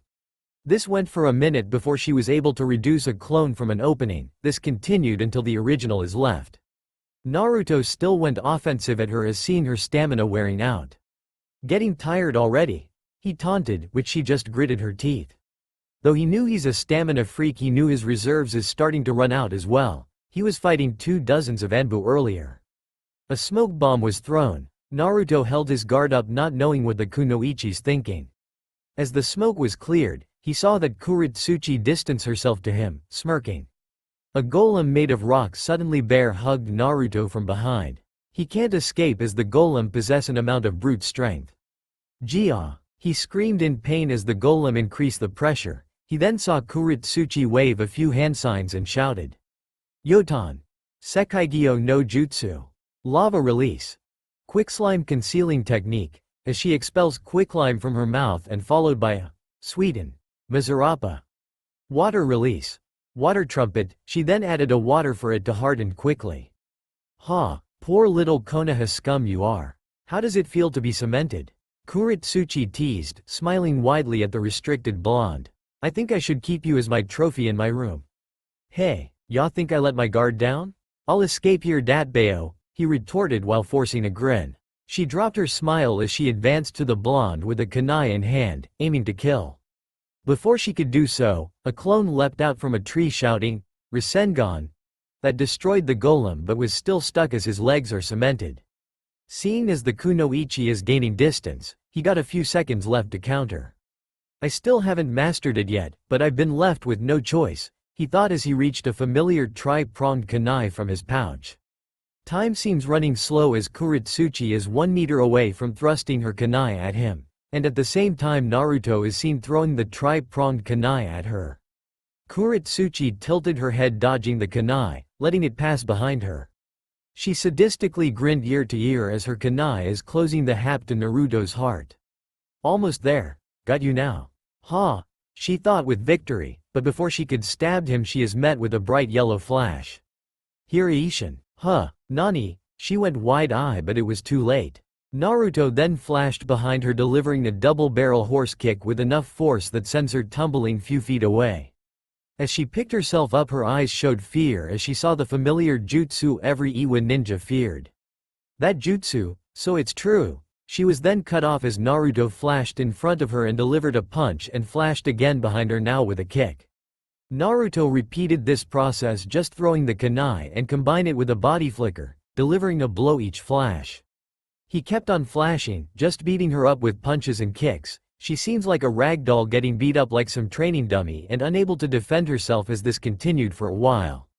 Fuck, this jutsu really takes a toll on my body, the blonde thought as he flashed away from her, panting heavily. He could feel the strain in his body by just using the Hireishin. Naruto, while kneeling down, both hands on the ground, looked at the kunoichi one more time as he saw her at her limit too, beaten up badly. Meanwhile, Kuritsuchi forced herself to stand up, picking herself up with her beaten up body. "Don't force yourself, ya no," she heard the blonde speak as he laid down on the ground facing up at the sky. "I have been this far, I need to finish," Kuritsuchi said as she slowly dragged herself. "Hey, I liked your determination and will to kill me," Naruto said with a faint smile, still looking at the sky. Shut up, why you talk too much," replied Kuritsuchi with a small blush by the compliment. Naruto heard something fell. "Huh? Told you don't force yourself." He saw her on the ground again, clearly unable to continue. "Seems we're at our limit, he said as he looked at the sky again. "Crap. Wendy," he heard someone screaming behind him. "Naruto-san." He then looked at the voice. It was Wendy running at him. "Are you okay?" questioned the girl. Naruto just raised his hand and pat her head. "Just exhausted," he said as he saw Wendy perform a strange medical jutsu of sorts as his body slowly heals. "Wendy, how did you? I told you before, it's my clan's Kekkei Genkei," she stated as she finished healing him up. "I feel better now. Thanks, Wendy-chan," he grinned. "Can you also heal her, please?" he requested while pointing at the kunoichi. Wendy hesitated for a moment but nodded as she walks towards her and begins to heal her. "You know you should thank Naruto-san for this," Wendy told the Iwa kunoichi. "Why?" asked the confused Kuritsuchi. "Even we're enemies, even you hated us Konoha ninja. I couldn't blame you, Iwa, for your hatred," he answered as he looked at her as their eyes met. "Someday, before I became Hokage, I'll do something about your hatred. I'll end its cycle of hatred and revenge. I'll fulfill Jiraiya-sensei's dream of peace where we could just be comrades and not enemies." After Wendy is done healing her, she went back to Naruto to help him stand up just in time as two veteran shinobi arrived. A tall, spiky white-haired man landed behind Naruto and Wendy, while a big brawny man landed behind Kuritsuchi. "Kitsuchi, wasn't it?" asked Jiraiya. "Such an honor for the Toad Sage of Konoha to recognize me," replied Kitsuchi. "You know, if we found out this is a setup, Konoha will not take this lightly," Jiraiya warned. He picked up Naruto and Wendy as he bit his thumb and slamming his hand on the ground. "Gyakyu Kachiyose no Jutsu. Reverse summoning technique." They all disappeared in a puff of smoke. Kitsuchi let out a heavy sigh and picked her daughter up and whispered to himself, "Tusan, what will you do now?" Jiraiya has reverse summoned them somewhere in the forest, just a few miles away from town. "Wait, I know this place," said Naruto as he looked at the weirdly shaped building reminiscent of a cat with a native painting on its walls. He was pretty sure he has been here before but can't point out what. As they entered, he then spoke up. "Wait, this is the orphanage 3 years ago, Kate shelter, wasn't it?" "That means, Wendy?" he exclaimed as he looked at her. He then facepalmed himself for clearly forgetting. "So that's why you're familiar. Sorry I did not recognize you." "Wait, why didn't she recognize me?" he frantically screamed while Jiraiya picked his ear at how low the blonde was. "Because she's under genjutsu. Somehow her memories have been altered, and I have a feeling it's not just a coincidence that she just run into you," he explained as the Toad Sage dispelled the genjutsu at her. Kai. He knew that Naruto's level of genjutsu is close to non-existent, and the fox ain't helping Naruto either as it won't cooperate. "Huh? Where? Wait, Jiraiya-sama? Naruto-san?" She held her head as everything was returned to normal as Wendy's memories has been properly restored. Naruto-san. Wendy let out a cry as she jumped at the blonde hugging him. Sorry I got you into this mess, she cried out. Naruto just smiled at her and patted her head. There. It's okay Wendy-chan, it's not your fault. Besides, sorry I don't recognized you immediately and took me long enough to recognize you. He gave an apologetic look. Wendy, could you tell us what happened? Asked Jiraiya as Wendy timidly nodded. Anyo, a week ago a group of Iwa shinobis came here looking for Rubel-sensei. I overheard them saying that they would adopt the last orphan for a huge amount of ryo. Rubel-sensei keeps rejecting them but the ninja is persistent. And then, Wendy's eyes begin to water as she continued. Then, they've attacked our Rubel-sensei and tried to take me by force, then. Rubel-sensei used his remaining powers to let me escape. It was the last thing I remembered, cried Wendy as she explained what happened. Wendy, can I ask you to testify all of it? Jiraiya said while the blonde is comforting the girl. Wendy just gave him a weak nod. The old sage then took out a scroll and began to write detailed report on the events that recently happened. This evidence isn't sufficient enough, stated the sage as Naruto remembered something. Oh wait, I accidentally got this while fighting. Naruto proceeded to took out something from the pocket of his jacket and gave it to his sensei. Perfect, grinned Jiraiya as he sealed the message along with the item in the scroll. He didn't know how the blonde got it but the Sannin didn't question it either as I don't know too, maybe plot hole or something. The old sage then summoned a messenger toad. Deliver this immediately to Lady Tsunade. The messenger toad then disappeared in poof of smoke. Well brat, it looks like we're gonna stay here a little bit longer until you're healed up, Jiraiya said as the blonde let out a sigh. We're leaving once you're fully recovered. Wait, what about Wendy? He asked his master. Huh? There's another orphanage in town that will take her. Jiraiya was pretty sure there was an orphanage. What? No way, what if something like this happened again? Naruto disagreed. He was concerned for the well-being of Wendy as this happened because of him. Plus they already knew each other from 3 years ago, which he just remembered now. Then what are you suggesting to do with the brat? You brat, said Jiraiya as he crossed his arms but was shocked as to what Naruto told the girl next. Nay, Wendy-chan, do you want to come with us instead? Naruto asked the girl. Wendy's eyes showed happiness at what she heard, which she nods. Hold on, what do you mean she'll come with us? I got a handful of a loud-mouthed brat. I ain't taking another one. Jiraiya said as he crossed his arms again, though he knew that Naruto is more of a brat than the younger brat. Then she'll stay with me back home. I'll take responsibility of it.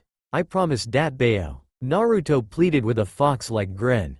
Jiraiya looked at them both. He saw how serious Naruto is, and he saw Wendy making a cute pretty please face that melted his heart. Fine, the girl can come. You'll have to explain all of this to Lady Tsunade. The Sannin let out a sigh of defeat. Now he had 2 brats to take care of. Lucky for him the girl is more mature than his brat. Besides, who could say no to a cute girl like Wendy? Ya hear that, Wendy-chan? You're coming with us dat bayo, exclaimed the blonde with joy as he picks the girl up and spins her around out of his excitement. Itai. His fatigue showed up of a sudden. Quiet down Naruto. Even in your state, you're still full of energy, Jiraiya scolded his apprentice as he smacked the back of his head. Naruto rubbed the back of his head while glaring at his sensei, but it died down as he knew he needed some rest. Jiraiya was planning on resting a few days at least, as all of them are tired. He was planning on staying a few days in a famous hot spring nearby, which he think is perfect as the blonde is tired so there's no disturbances during his research. Location: Hokage Tower, Konohagakure. Konoha, the village of the Land of Fire, and the most powerful out of the 5 great shinobi countries. Konoha is surrounded deep within a forest, and at the mountain inside its huge walls is its famous Hokage monument, which has the current and previous Hokage engraved over it. Close to the Hokage monument is the Hokage Tower. Like all other leading villages, it is where the Kage resides and where they work. A message to Lady Tsunade. A messenger toad summoned into the office and gave it to a busty blonde woman with brown eyes and her bangs framing her face with the rest is tied back into a ponytail. Her notable feature is her diamond marking on her forehead, and her 106 cm bust, which is recorded by a certain Sannin. She wore a gray kimono blouse held by a dark-colored obi with matching dark pants, and a green haori over her kimono with the kanji, gamble, written on the back. What's this? Tsunade analyzed the content of the scroll as she picked up an Iwagakure headband sealed inside of it. She began reading the contents of the scroll. Part by part she grips the scroll till it was crumpled as information went through her head. Tsunade let her anger out and smashed the scroll into her desk, splitting her desk into halves as all paperwork scattered everywhere. Shizune, get back here this instant. A raven-haired kunoichi who looks identical to Kuritsuchi entered, who could be mistaken as twins, clone, or maybe a possible relative or something, except she's wearing a black kimono with white trimmings held by a white obi. What is it, Lady Tsunade? She barged into the office. Did I missed something? She asked as Shizune noticed the mess inside the office. She knew immediately that something has pissed off her Hokage. I see, that's why Jiraiya-sama and Naruto-kun haven't arrived yet, Shizune said as Tsunade explained minor details as she organized the papers and scrolls that are scattered 30 minutes ago. During these past few minutes Tsunade told her assistant everything she read on the scroll while writing down a formal message on a scroll that needs to be delivered. Tsunade felt like beating two known idiots as soon as possible. Can't wait for both of you to return. I'll save a special place for you idiots. Anyway, Shizune, has Kakashi's team left already? Asked the blonde Hokage, clearly changing the subject as there are other matters that needed to be discussed. Yes, Tsunade-sama, Kakashi and Sakura has already left 3 hours ago accompanied by Gaara's older sister, Temari, her assistant or babysitter replied. Yesterday they received emergency news that Sanakagore was attacked by 2 Akatsuki members, and the Kazagaki was kidnapped. Konoha has sent Kakashi and Sakura to help as them. According to Suna, the puppet master Kankuro has been poisoned and Sakura might be able to extract the poison out of him, since for the last 2.5 years Sakura trained under the best medical ninja in the whole continent. As Shizune debriefed her Hokage about the status report of Kakashi's team, Tsunade took out a lottery paper. She scratched a lottery lotto and she won 10 million yen. Instead of being happy about it, she felt the opposite, as she knew this is bad omen, as knowing her luck, she knew something bad will happen. Who are the available teams right now? She said, as Shizune questioned. Is there something wrong, Tsunade-sama? Nothing, just a feeling that something bad might happen. Tsunade starts to pour some sake to clearly try to forget this situation at all, or to clear her mind. She knew things will get worse from now on and she needs to clear her mind to temporarily forget all of this. Let's see here. Guy's team is available, Shizune said while checking on other available team as well, but there's none for the moment. Alright, have them ready and send them as backup to Team Kakashi ASAP, ordered the now getting drunk Hokage as she clapped her hand at the word, ASAP. Right, I'll get them immediately. Don't get too drunk, Tsunade-sama, I'll be back immediately. Shuzine then went out to find Team Guy for a new mission. Tsunade want to be left alone, especially knowing her babysitter assistant might confiscate her remaining hidden sake that she will drink now after she's gone.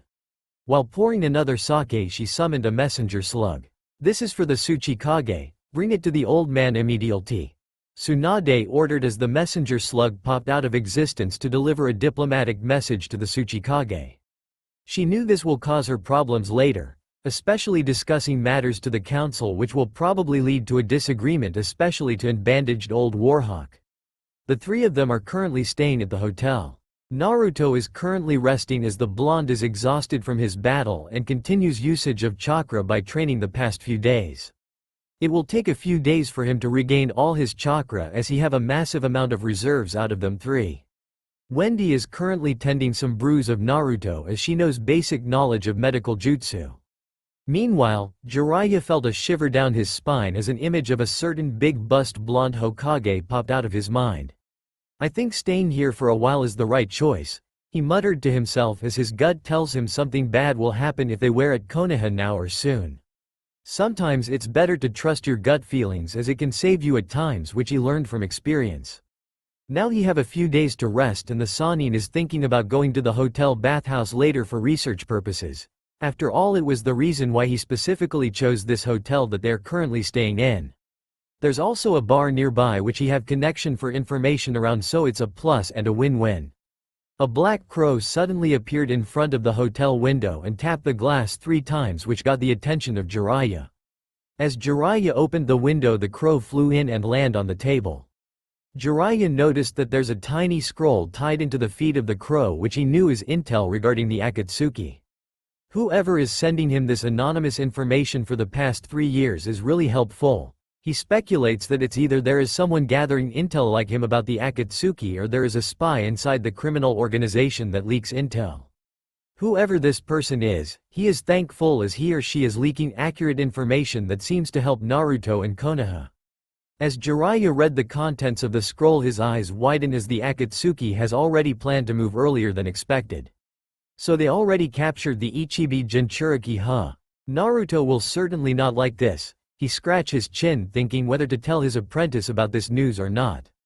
If he told him, he knew Naruto will intercept his friend, and if he didn't tell him, then Naruto will bitch out not helping his friend, especially if he did nothing to save his friend.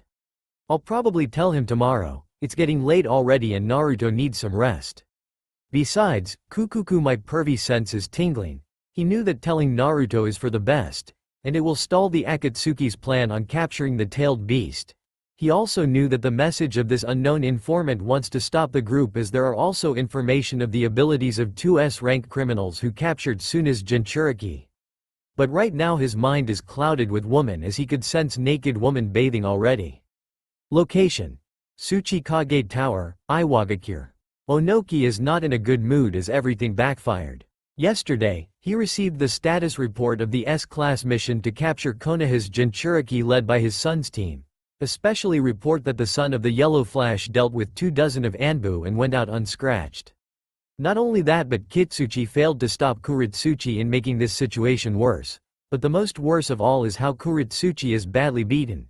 She is after all one of the elite and next in line to become Tsuchikage. His granddaughter is currently staying at the hospital to recover along with the 2 teams that is dispatched. While doing paperwork and discussing events with Kitsuchi, his assistant, Akatsuchi, entered with an unfortunate expression. Onoki was wondering what could make this usual cheerful man have a dull expression on his face. It's very unlikely to his usual jolly or lively mood. Is there something wrong, Akatsuchi? He questioned Akatsuchi. Akatsuchi is a big man. His structure can be compared to an Akamichi from Konoha. He have a matching black eyes and hair that is slicked back by a red bandana forehead protector. He wore a standard Iwagakure Jonin outfit, and he also wear a yellow scarf wrapped around his neck. Akatsuchi then walked to Onoki and handed him the scroll. This came in just now. Onoki analyzed the scroll, which is a diplomatic scroll that usually came from high official of a country like a Kage or a daimyo, and he was pretty sure that he wasn't expecting any message from the Earth daimyo at the moment. He already got a hunch where the scroll came from. He was right as he read the inscription, "From Hokage," on it. As he read the contents of the message, his mood went from bad to worse as Onoki massaged his head from the headache while reading. Inside the message is a detailed report, statement and evidences that Iwagakure purposely attacked Konoha's Jinchuriki. There is a testification that came from a certain blue-haired girl that indicates she was put under genjutsu by Iwa shinobi to purposely lure Konoha's Jinchuriki to their borders. There is also an Iwagakure headband as evidence that he recognized it belonged to his granddaughter. It also states that the Kunoichi pursued Konoha's Jinchuriki out of their jurisdiction. "Let me guess, it's message from Konoha, isn't it?" stated Kitsuchi as he saw his father's expression ain't going well. The Hokage is demanding a compensation as collateral for attacking their Jinchuriki. To make matters worse, if we ain't cooperating, the Hokage will discuss with their council and might decide to take this situation as an act of war. Onoki gritted his teeth in rage while shouting the last part. He knew how important Jinchuriki is in each village, as it is their ultimate weapon of the 5 great nation, and he knew that the council will not take this lightly. Onoki knew if Tsunade discussed this with their council, there's a high probability of invoking a war if he won't cooperate. He also knew Tsunade doesn't give a fuck, and she ain't like the 3rd Hokage that will let this go for peace, and according to their resource, the Hokage and the son of the Yellow Flash have a close relationship. "What would you do now? Will you comply to their demands?" questioned Kitsuchi as he was curious. "What? Of course not. That gambler is demanding 1 billion yen. And worst of all, she's demanding at least 10 of our S-class jutsu. She also wants this by tomorrow. The Tsuchikage shouted in rage as he threw the scroll to a shelf as it fell down. $1,000,000,000 doesn't matter to him as it's just a tiny fraction of a country's budget, but 10 of their own S-class jutsu is more important as it's their village weapon and it cost almost $1,000,000,000 each. He ain't handing their weapons as it will increase their rivals' military strength. 1 bill yen equals 10 mil USD, 100 yen equals 1 United States dollar. We have no choice on this matter, Dad. Kitsuchi raised his voice and composed himself before he spoke again. It's either we comply or we go to war with them. You knew how war will affect both parties, right? He more likely stated. He knew that Konoha is not asking too much, and if war outbroke it will left their village a greater damage than sacrificing some of their own jutsu. Onoki put his chin and rested on both of his hands.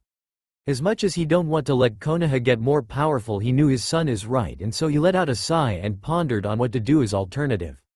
Meanwhile Akatsuchi fixed the shelf that has fallen a while ago and placed back all scroll that were scattered along.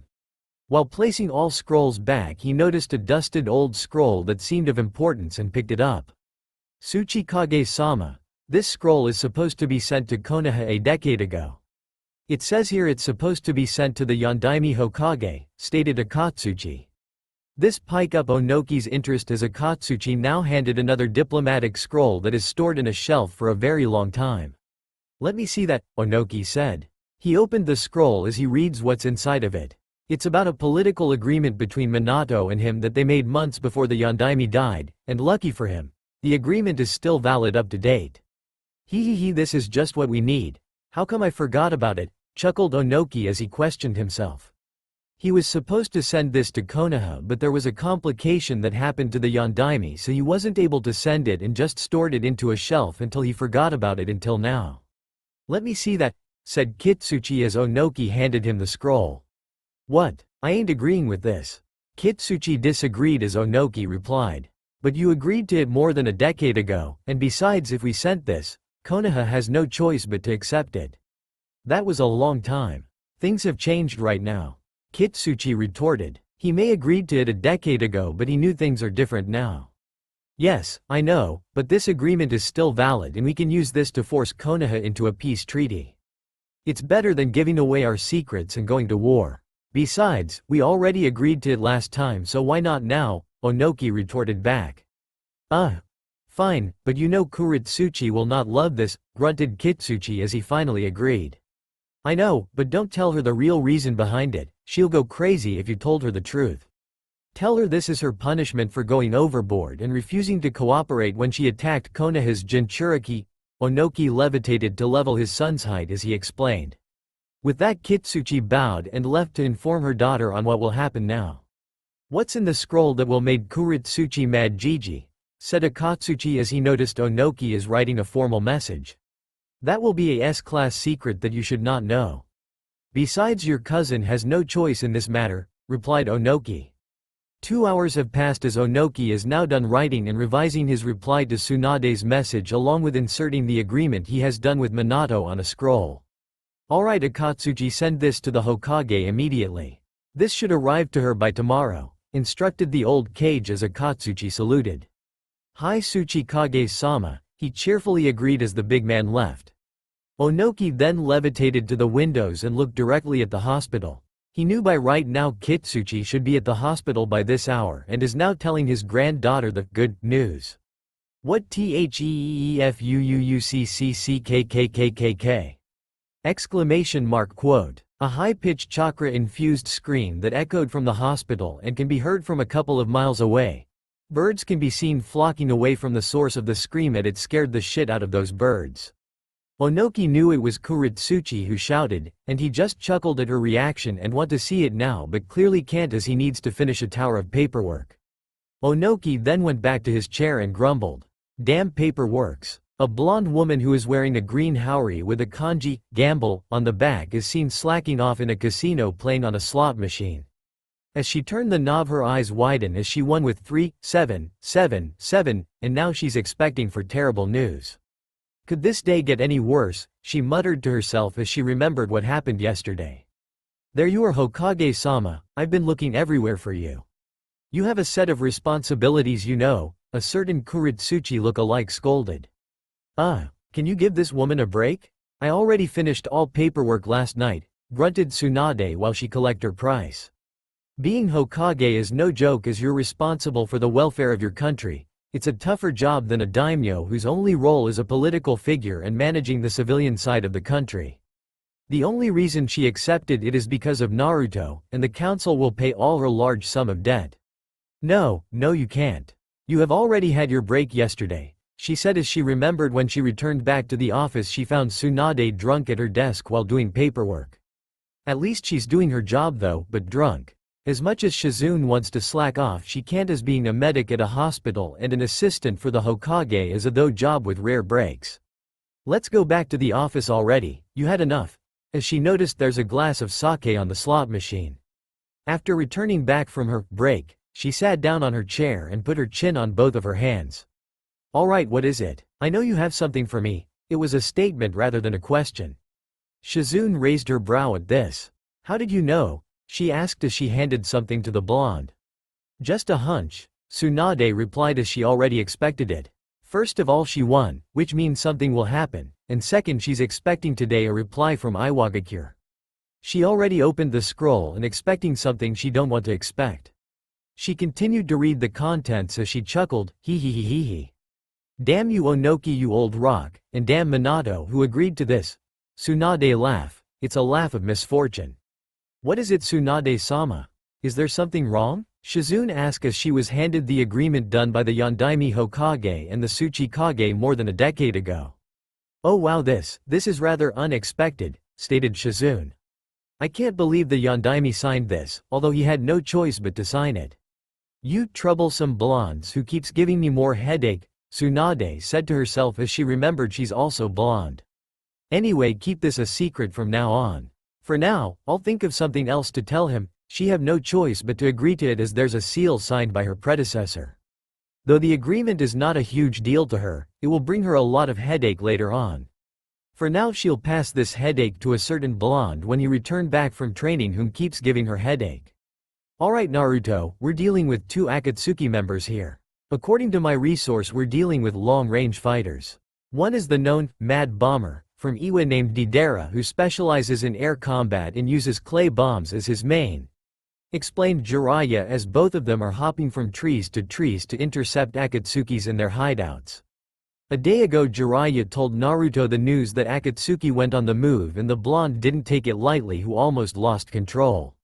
Luckily, Jiraiya and Wendy were there to restrain him until the blonde calmed down. The other one is from Suna, the puppet master, Sasori of the Red Sand. He uses hundreds of puppets that are deadly and poisonous, continued the Sannin. Hey, isn't that Kakashi-sensei over there, and Sakura-chan? Naruto pointed out shinobis and a ninja dog from afar that they know. Kakashi didn't change much, so he could recognize the man already, but Sakura grew more mature, expect for the department. He could recognize that it's Sakura because of the bubblegum pink hair. Though he could not recognize the old lady that is running besides them. Hey, let's catch up to them, maybe they're here to save Gaara also, Naruto excitedly said as he speeds up. He was shocked and excited as he haven't seen his teammates for almost 3 years already. Ga, wait up you damn brat, shouted Jiraiya as Naruto already zoomed towards their allies. He was carrying a dragon slayer, soon to be Kunoichi, who have motion sickness. He wasn't going too fast as he doesn't want to be vomited by the girl he's carrying. Yo, said Naruto as he catches up to his former teammates while mimicking Kakashi's greetings. Huh, what? Naruto, is that you? Said Sakura, wide eyes as she recognized the bright yellow hair and whisker markings that only belonged to his teammate. What are you doing here? And shouldn't you supposed to be back at Konoha a week ago? Sakura was Naruto's teammate before he embarked on a training trip. She has a fair skin, emerald green eyes, and short pink hair with split bangs that revealed her forehead. She wore a sleeveless red top, dark biker shorts with a shuriken holster at her right thigh, and a light pink apron skirt over her shorts. She also wore knee-high boots, combat gloves, pink elbow protectors, and her red hite-8 is tied to her hair similar to a headband. First of all, Ero Sennin and I are here for Gaara.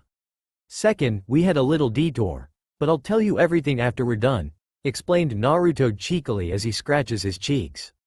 "Oh hey Kakashi-sensei, you haven't changed at all," remarked Naruto as Kakashi gave him a greeting in the form of an eye smile. Yo! Kakashi was the team leader of Team 7 that consists of Naruto, Sakura, and Sasuke. Kakashi has a spiky gravity-defying silver hair, dark eyes with his left eye is covered by his forehead protector as a makeshift eye patch. He also wore standard Konoha Jonin uniform that consists of matching dark blue pants with a shuriken holster tied to his left thigh and long-sleeve shirt. Over the shirt is the standard military green flag jacket. He also wore a black mask that covers below his face from the nose up to his neck. He also wore fingerless combat gloves. Ma, you have quite grown taller Naruto, especially now that you're taller than Sakura," Kakashi commented as he eyed the blonde, noticing that Naruto is 5 centimeters taller than Sakura, whose height is at 161 centimeters. "Huh? Come to think of it, you're right. Didn't expect you to grow taller than me. Also you gained quite a muscle too," said Sakura. 3 years ago, Naruto was the shortest of the three, probably the shortest in his class, and is a bit malnourished back then due to lack of nutrition from being an orphan and an outcast. Now, Naruto grew more than 10 centimeters and gained some muscles and weight thanks to his added diet and training. "Damn brat, stop leaving us behind." Jiraiya caught up with them as his eyebrows knitted inwardly, giving the blonde a glare. Us? Both Kakashi and Sakura was confused as they looked at the Sannin. Both of them noticed that the Toad Sennin is carrying a blue-haired girl. Kakashi raised his eyebrows and asked, "Jiraiya-sama, who's the girl behind your back? And is it alright for the girl to tag along with us? This is a very dangerous mission." "Nah, don't worry Kakashi, you guys are enough to deal with 2 Akatsuki members while I'll protect the kid." "And for your first question, well, it's kind of a long story," the Toad Sennin replied. It was a fair enough answer that the Scarecrow accepted. While nearing at the cave where the extraction is being held, Jiraiya heard the cries of birds above, where he looked and noticed a familiar black crows with unusual movement. Strange, a flock of crows usually flew within distance from each other. "Naruto, Kakashi, there's something I need to check out, it's important." "Go on ahead, I'll catch up again later," Jiraiya said as Naruto gazed upon his sensei. He noticed the man has this serious look on his face. He didn't bother asking as he just gave him a nod of agreement. After the Sannin left out the group, Kakashi's party then arrived in an open field and stopped as they noticed a man wearing a familiar black cloak with red cloud patterns that belonged to the S-Class organization. The man is fairly tall with raven-colored hair that is tied into a low ponytail. He has matching black eyes that turned and glowed red with 3 tomos. His headband had a slash across, signifying that the man is a missing nin. "Uchiha Itachi," Naruto whispered as his whole face grimaced as his eyes leered at the man, knowing who he is and what he has done. "Everyone, don't look directly at his eyes," Kakashi warned his group as he noticed the man has his Sharingan on. He knew how dangerous the ocular power of the Dujutsu. "Everyone, I'll deal with him head-on, so you guys cover for me." Kakashi raised his own forehead protector, revealing his own matured Sharingan. "I'll go first." Kakashi then charged towards the missing nin with Naruto, Sakura, and Chiyo as support. It has been an hour as Jiraiya left the group, and right now the Sannin is trailing the flock of crows that he saw earlier. On his back is Wendy, who is currently unconscious as the girl was put under genjutsu by the Sannin to make the girl asleep. Jiraiya stopped his track as the flock of crow gathered into one, forming a man in front of him.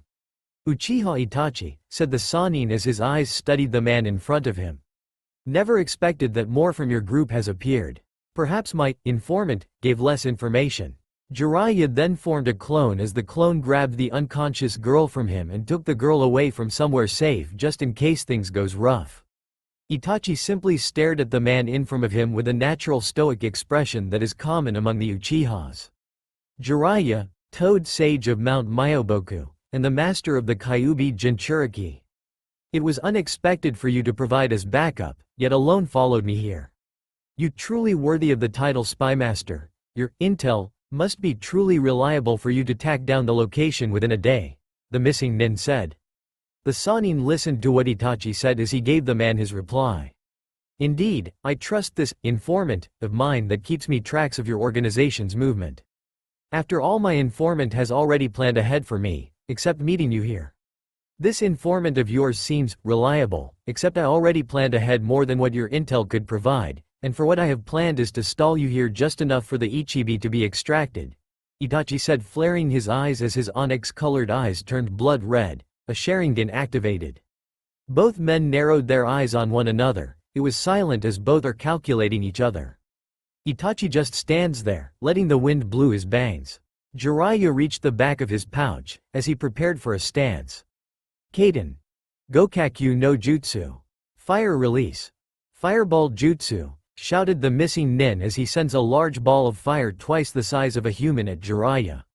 Itachi watches as the Sannin tanked the attack. He narrowed his eyes as the flames died down, revealing the Sannin is wrapped around his white hair that serves as armor.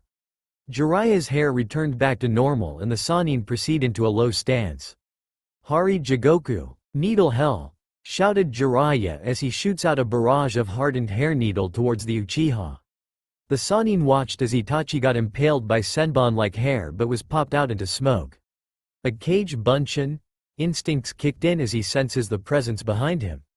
Jiraiya turns and sent a roundhouse kick which was blocked easily. He then followed it by a palm strike that Itachi blocked and redirected it away. Itachi used his other arm to counter into a strike aiming at his torso, which the Sannin parried and twist his body around to use his mane as whip. Itachi dodged it thanks to the visual prowess of his eyes and launched back at the Sannin with a kunai. Both seasoned warriors continued to exchange a few attacks until the Uchiha turned into a flock of crows and shapeshift back again and is now hovering above him. Jiraiya molds chakra into his mouth while providing hand seals. Kaden. Enden. Fire release. Flame bullet. He sends out a large bullet of fire towards Itachi, a fire attack similar to the fireball earlier. Jiraiya once again saw Itachi turned into crows to dodge his attack while the crow flew right into him. Jiraiya shielded his face with his arm as the crow passed him. He then noticed that there are 3 Itachis circling him around. The Sannin took several kunai from his pouch as he threw it at the Itachis. He noticed all 3 of them turned into a crow once again to dodge the attack. Genjutsu, he thought, as it's the only explanation he could think of on how the Uchiha's jutsu works. Itachi noticed that the Sannin dispelled his demonic illusion as the Sannin several meters away from him peered into him, knowing that he's the original and not a mere illusion. He saw the Sannin grabbed a shuriken and threw it at him.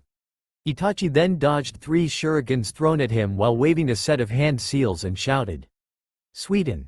Suiryuden no Jutsu. Water release. Water Dragon Jutsu. A water taking shape and movement of a dragon was shot toward the Sannin. Itachi then saw the Sannin bit his thumb as he slammed it into the ground. Kachiyose no Jutsu. Jiraiya summoned a battle toad as he lands on top of it while waving a set of hand signs, shouting. Kaden. Gamayu Enden. Fire release. Toad oil flame bullet. He performed a cooperation jutsu with the toad as he ignites the oil spilled out from the toad, delivering an attack much more powerful than his previous one. Both of their massive attacks collided as both jutsu cancelled each other, creating a mist that covered the battlefield. Itachi took this opportunity to silently stalk the Sannin. As he gets closer to him, he heard the Sannin spoke up. I heard that pretty eyes of yours is the same as the wicked eye, Fugaku. He knew that the spymaster is in front of him despite the mist. Why don't you show me on whose eyes are more powerful? Very well. Jiraiya saw in the mist a red glow until a few mists cleared away his view and saw a 3-tomo Sharingan evolved into a 3-bladed shuriken pattern. He noticed that the surrounding has changed. The sky is a bit dark red, the environment seemed a bit dry, and there's nothing else in there besides the known 2 shinobis who were fighting a while ago. It only means one thing. Genjutsu. Tell me, Itachi, what is the real reason you killed your clan and defect Konoha? Who are you really affiliated with? As the rumors said, it is to test my powers. I joined the Akatsuki merely to get stronger and test the capabilities of my eyes, Itachi replied blankly. Jiraiya narrowed his eyes. He doesn't seem to buy Itachi's reasoning. A missing nin affiliated with the terrorist group that anonymously provide me information. Furthermore, that this nin hesitates to kill his brother for unknown reason. That doesn't fit the whole from what I understand. Itachi sights and closes his eyes as he compensates for a moment before finally telling him. Very well, Jiraiya-sama, if you wish to know the truth behind the Uchiha massacre, then I'll show you. Jiraiya saw what happened. His eyes widened in shock at as was under the village's orders. He saw how the Uchiha was planning a revolt against Konoha, and it was Itachi who stopped a possible civil war in the Land of Fire. In exchange for stopping a revolt, he was branded a missing nin, and all he asked was to spare his brother. I can't believe that the village did that. I suspect it has something to do with Danzo. Jiraiya hissed at the mention of the name. He doesn't trust the old war hawk as the man is full of secrecy and is always opposed to the Third's ideals. Sensei will surely doesn't want this to happen as the Uchiha is among the pioneers of the village.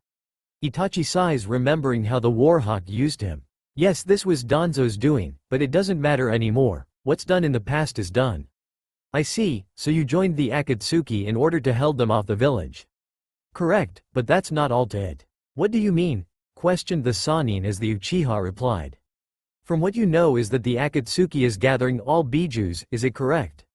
I was aware of that. It's to use that power to rule the elemental nation. Correct again, but there's more to it. The Akatsuki's goal is to rule with fear using the ultimate weapon, and that weapon is not the 9 bijus but the combination of all bijus, turning them into one entity, creating of what the legend called, the Jubi, a mindless unstoppable beast of destruction. Itachi explained as he watched Jiraiya take in this information. I did what I can to stall their plan of world domination, but it seems like this is the farthest I can hold them back. Right now, your apprentice along with his group failed to save the case cage, he stated sadly as the S-class group successfully extracted the Ichibi. The Kyuubi Jinchuriki is stronger than expected, but it isn't enough to protect himself. He haven't mastered its powers yet, he warned the Sannin. Jiraiya was in thought. This was more troublesome than before. If this organization got hands on that kind of power, then the whole world will be forced to bow down in fear, and the worst case scenario is that the elemental nation might be destroyed. And in order to stop this organization they need to take down its members one by one, especially the leader, but there's only little intel that he could gather about their leader. Itachi, what could you tell me about this leader of yours? Jiraiya interviewed the man. He saw Itachi sigh again as it doesn't sound good. For years as I watch the organization grow, there's little I can gather about the leader. Our leader rarely goes out and usually stayed inside the hideout protected by bodies. Leader Sama, as what we call him, has mysterious abilities that he has yet shown to us. He let out a pause before he continued again. All I can say is that he is far powerful than us. He has eyes that surpasses of an Uchiha. This is more troublesome than I thought it would be. This is a lot to take in, grunted Jiraiya with an sour expression.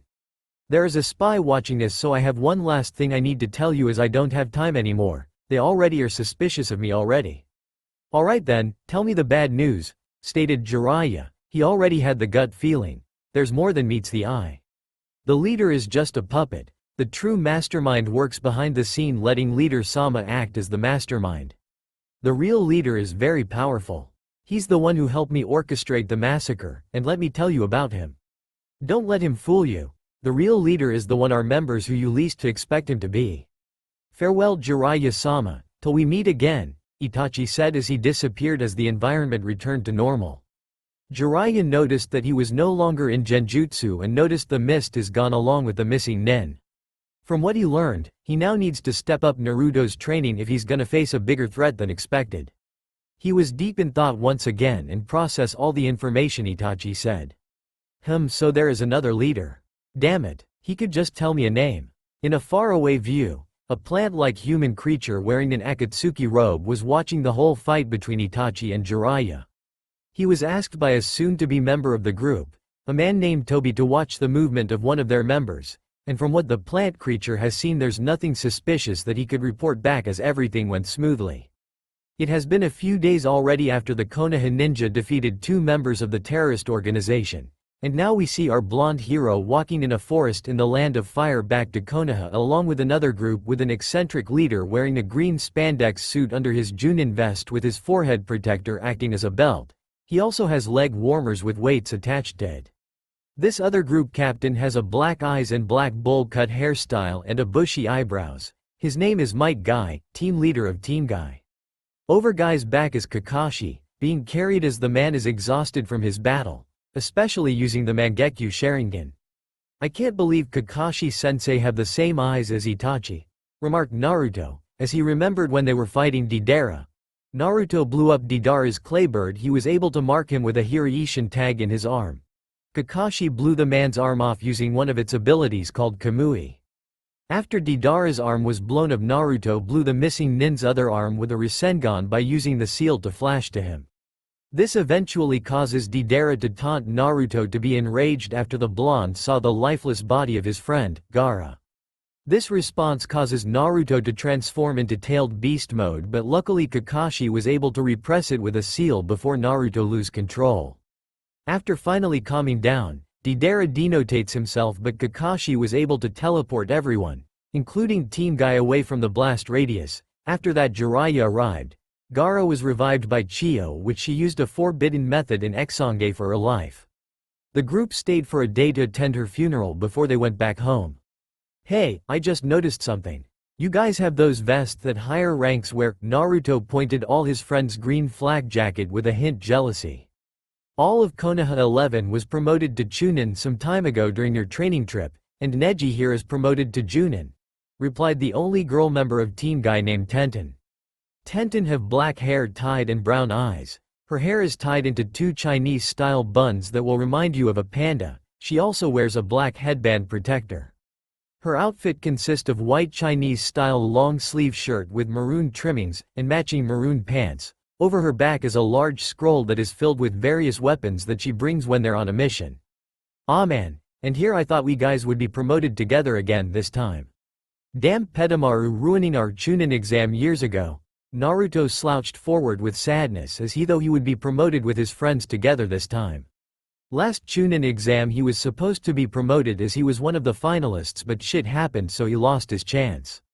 If I remembered correctly, Sasuke is still a genin along you as he defected to Orochimaru. That leaves you both as the only genin among our batch, remarked the stoic Hyuga with their Naruto stoic expression that rivaled the Uchiha. Neji is a member of Team Guy, and a prodigy of the Hyuga clan. He is a fair-skinned man with a silky long black hair with a strand of hair that framed each side of his face. His eyes are white with a tint of lavender that every Hyuga has, as it is their clan's dujutsu. Neji wore a white kimono shirt with long loose sleeve, a matching pants, a gray apron tied to his waist, and a black shinobi sandal. Neji also have his clan's curse mark seal in his forehead that is covered by his Hite 8. Don't worry Naruto-kun, I'm sure you will be able to catch up. I can see you've had gotten stronger for the last 3 years. Lee cheered his friend, giving Naruto a known, nice guy, pose, doing a thumbs up and a smile that seems to shine. Rock Lee is the last member of Team Guy. He is a carbon copy of their sensei Might Guy in terms of outfits, hairstyle, and bushy brows. The only difference is his really round eyes and his prominent lower eyelashes. Thanks Lee, Naruto was back to his usual demeanor as he noticed a giant wall and big gate in front of him. Naruto smiled, knowing where he is right now, with a bunch of nostalgia in the air that he could feel. Naruto mustered up all fresh air and with a deep breath, he exhaled. Ah Konoha, it's finally good to be home. I wonder how much have changed. He gave a smile as they now arrived at the gates. Yosh, don't worry Kakashi, we're already back, you can now recover yourself and rest. Guy went ahead along with his team. After they greeted the guards as Guy runs ahead towards the hospital while his team tries to catch up. Naruto could hear the eccentric man shouting, "Flames of youth," that echoes inside the village. Naruto, Sakura, Jiraiya and Wendy then walked towards the gate. Sakura gave their mission slip and greeted the guards, who then noticed Sakura's companion. Jiraiya-sama and Naruto? Wow, you're grown so much over the last years. You know the village is much more quiet without you here. We miss your pranks, it's much more boring around lately. The Chunin guard named Katetsu said while his partner Azumo nodded. They are often seen doing guard duties or assisting the Hokage. So who's your guest over there? Azumo pointed out the blue-haired girl besides Naruto. Hi, my name is Wendy, Wendy Marvell. It's a pleasure to meet you. Wendy greeted politely and bowed down. She will be living here at Konoha. She'll be staying at my home, said Naruto. Living with you? I hope you learn from her, the kid has more manners than you. They all chuckled at the guard's comment, much to Naruto's amusement as he just laughed it off. While they're all laughing, a foreign kunoichi then walks towards the guard. Excuse me, I'm here to see your Hokage. Oh Sorry, do you have an appointment to the Hokage? Asked Izumo as the kunoichi gave him a scroll. I'm here on behalf of Iwa. The guard read the scroll and asked for an verification. May I see your registration please? Asked the guard as the kunoichi gave her ninja registration ID which Izumo and Kotetsu verified. Alright. Welcome to Konoha Kuritsuchi-san. Enjoy your stay. Naruto heard the word Iwa as he remembered a week ago on the events that have happened. He look over at kunoichi the guards is talking to as his eyes widen. He stretch out his arms while pointing at her comically while shouting. Hey, I know you. You're the one who attacked me. The Shizune look-alike leaned over at the familiar voice that is calling her. Her jaw dropped and she returned the gesture the blonde is doing at her, pointing at him accusingly. You, I know you. You're the one who did this to me. Both guards look at each other with their single eyebrows raised. They then look at the duo and their antics. It looks like things are getting interesting from now on. That's all for now. If you enjoy then please like, share and do comments.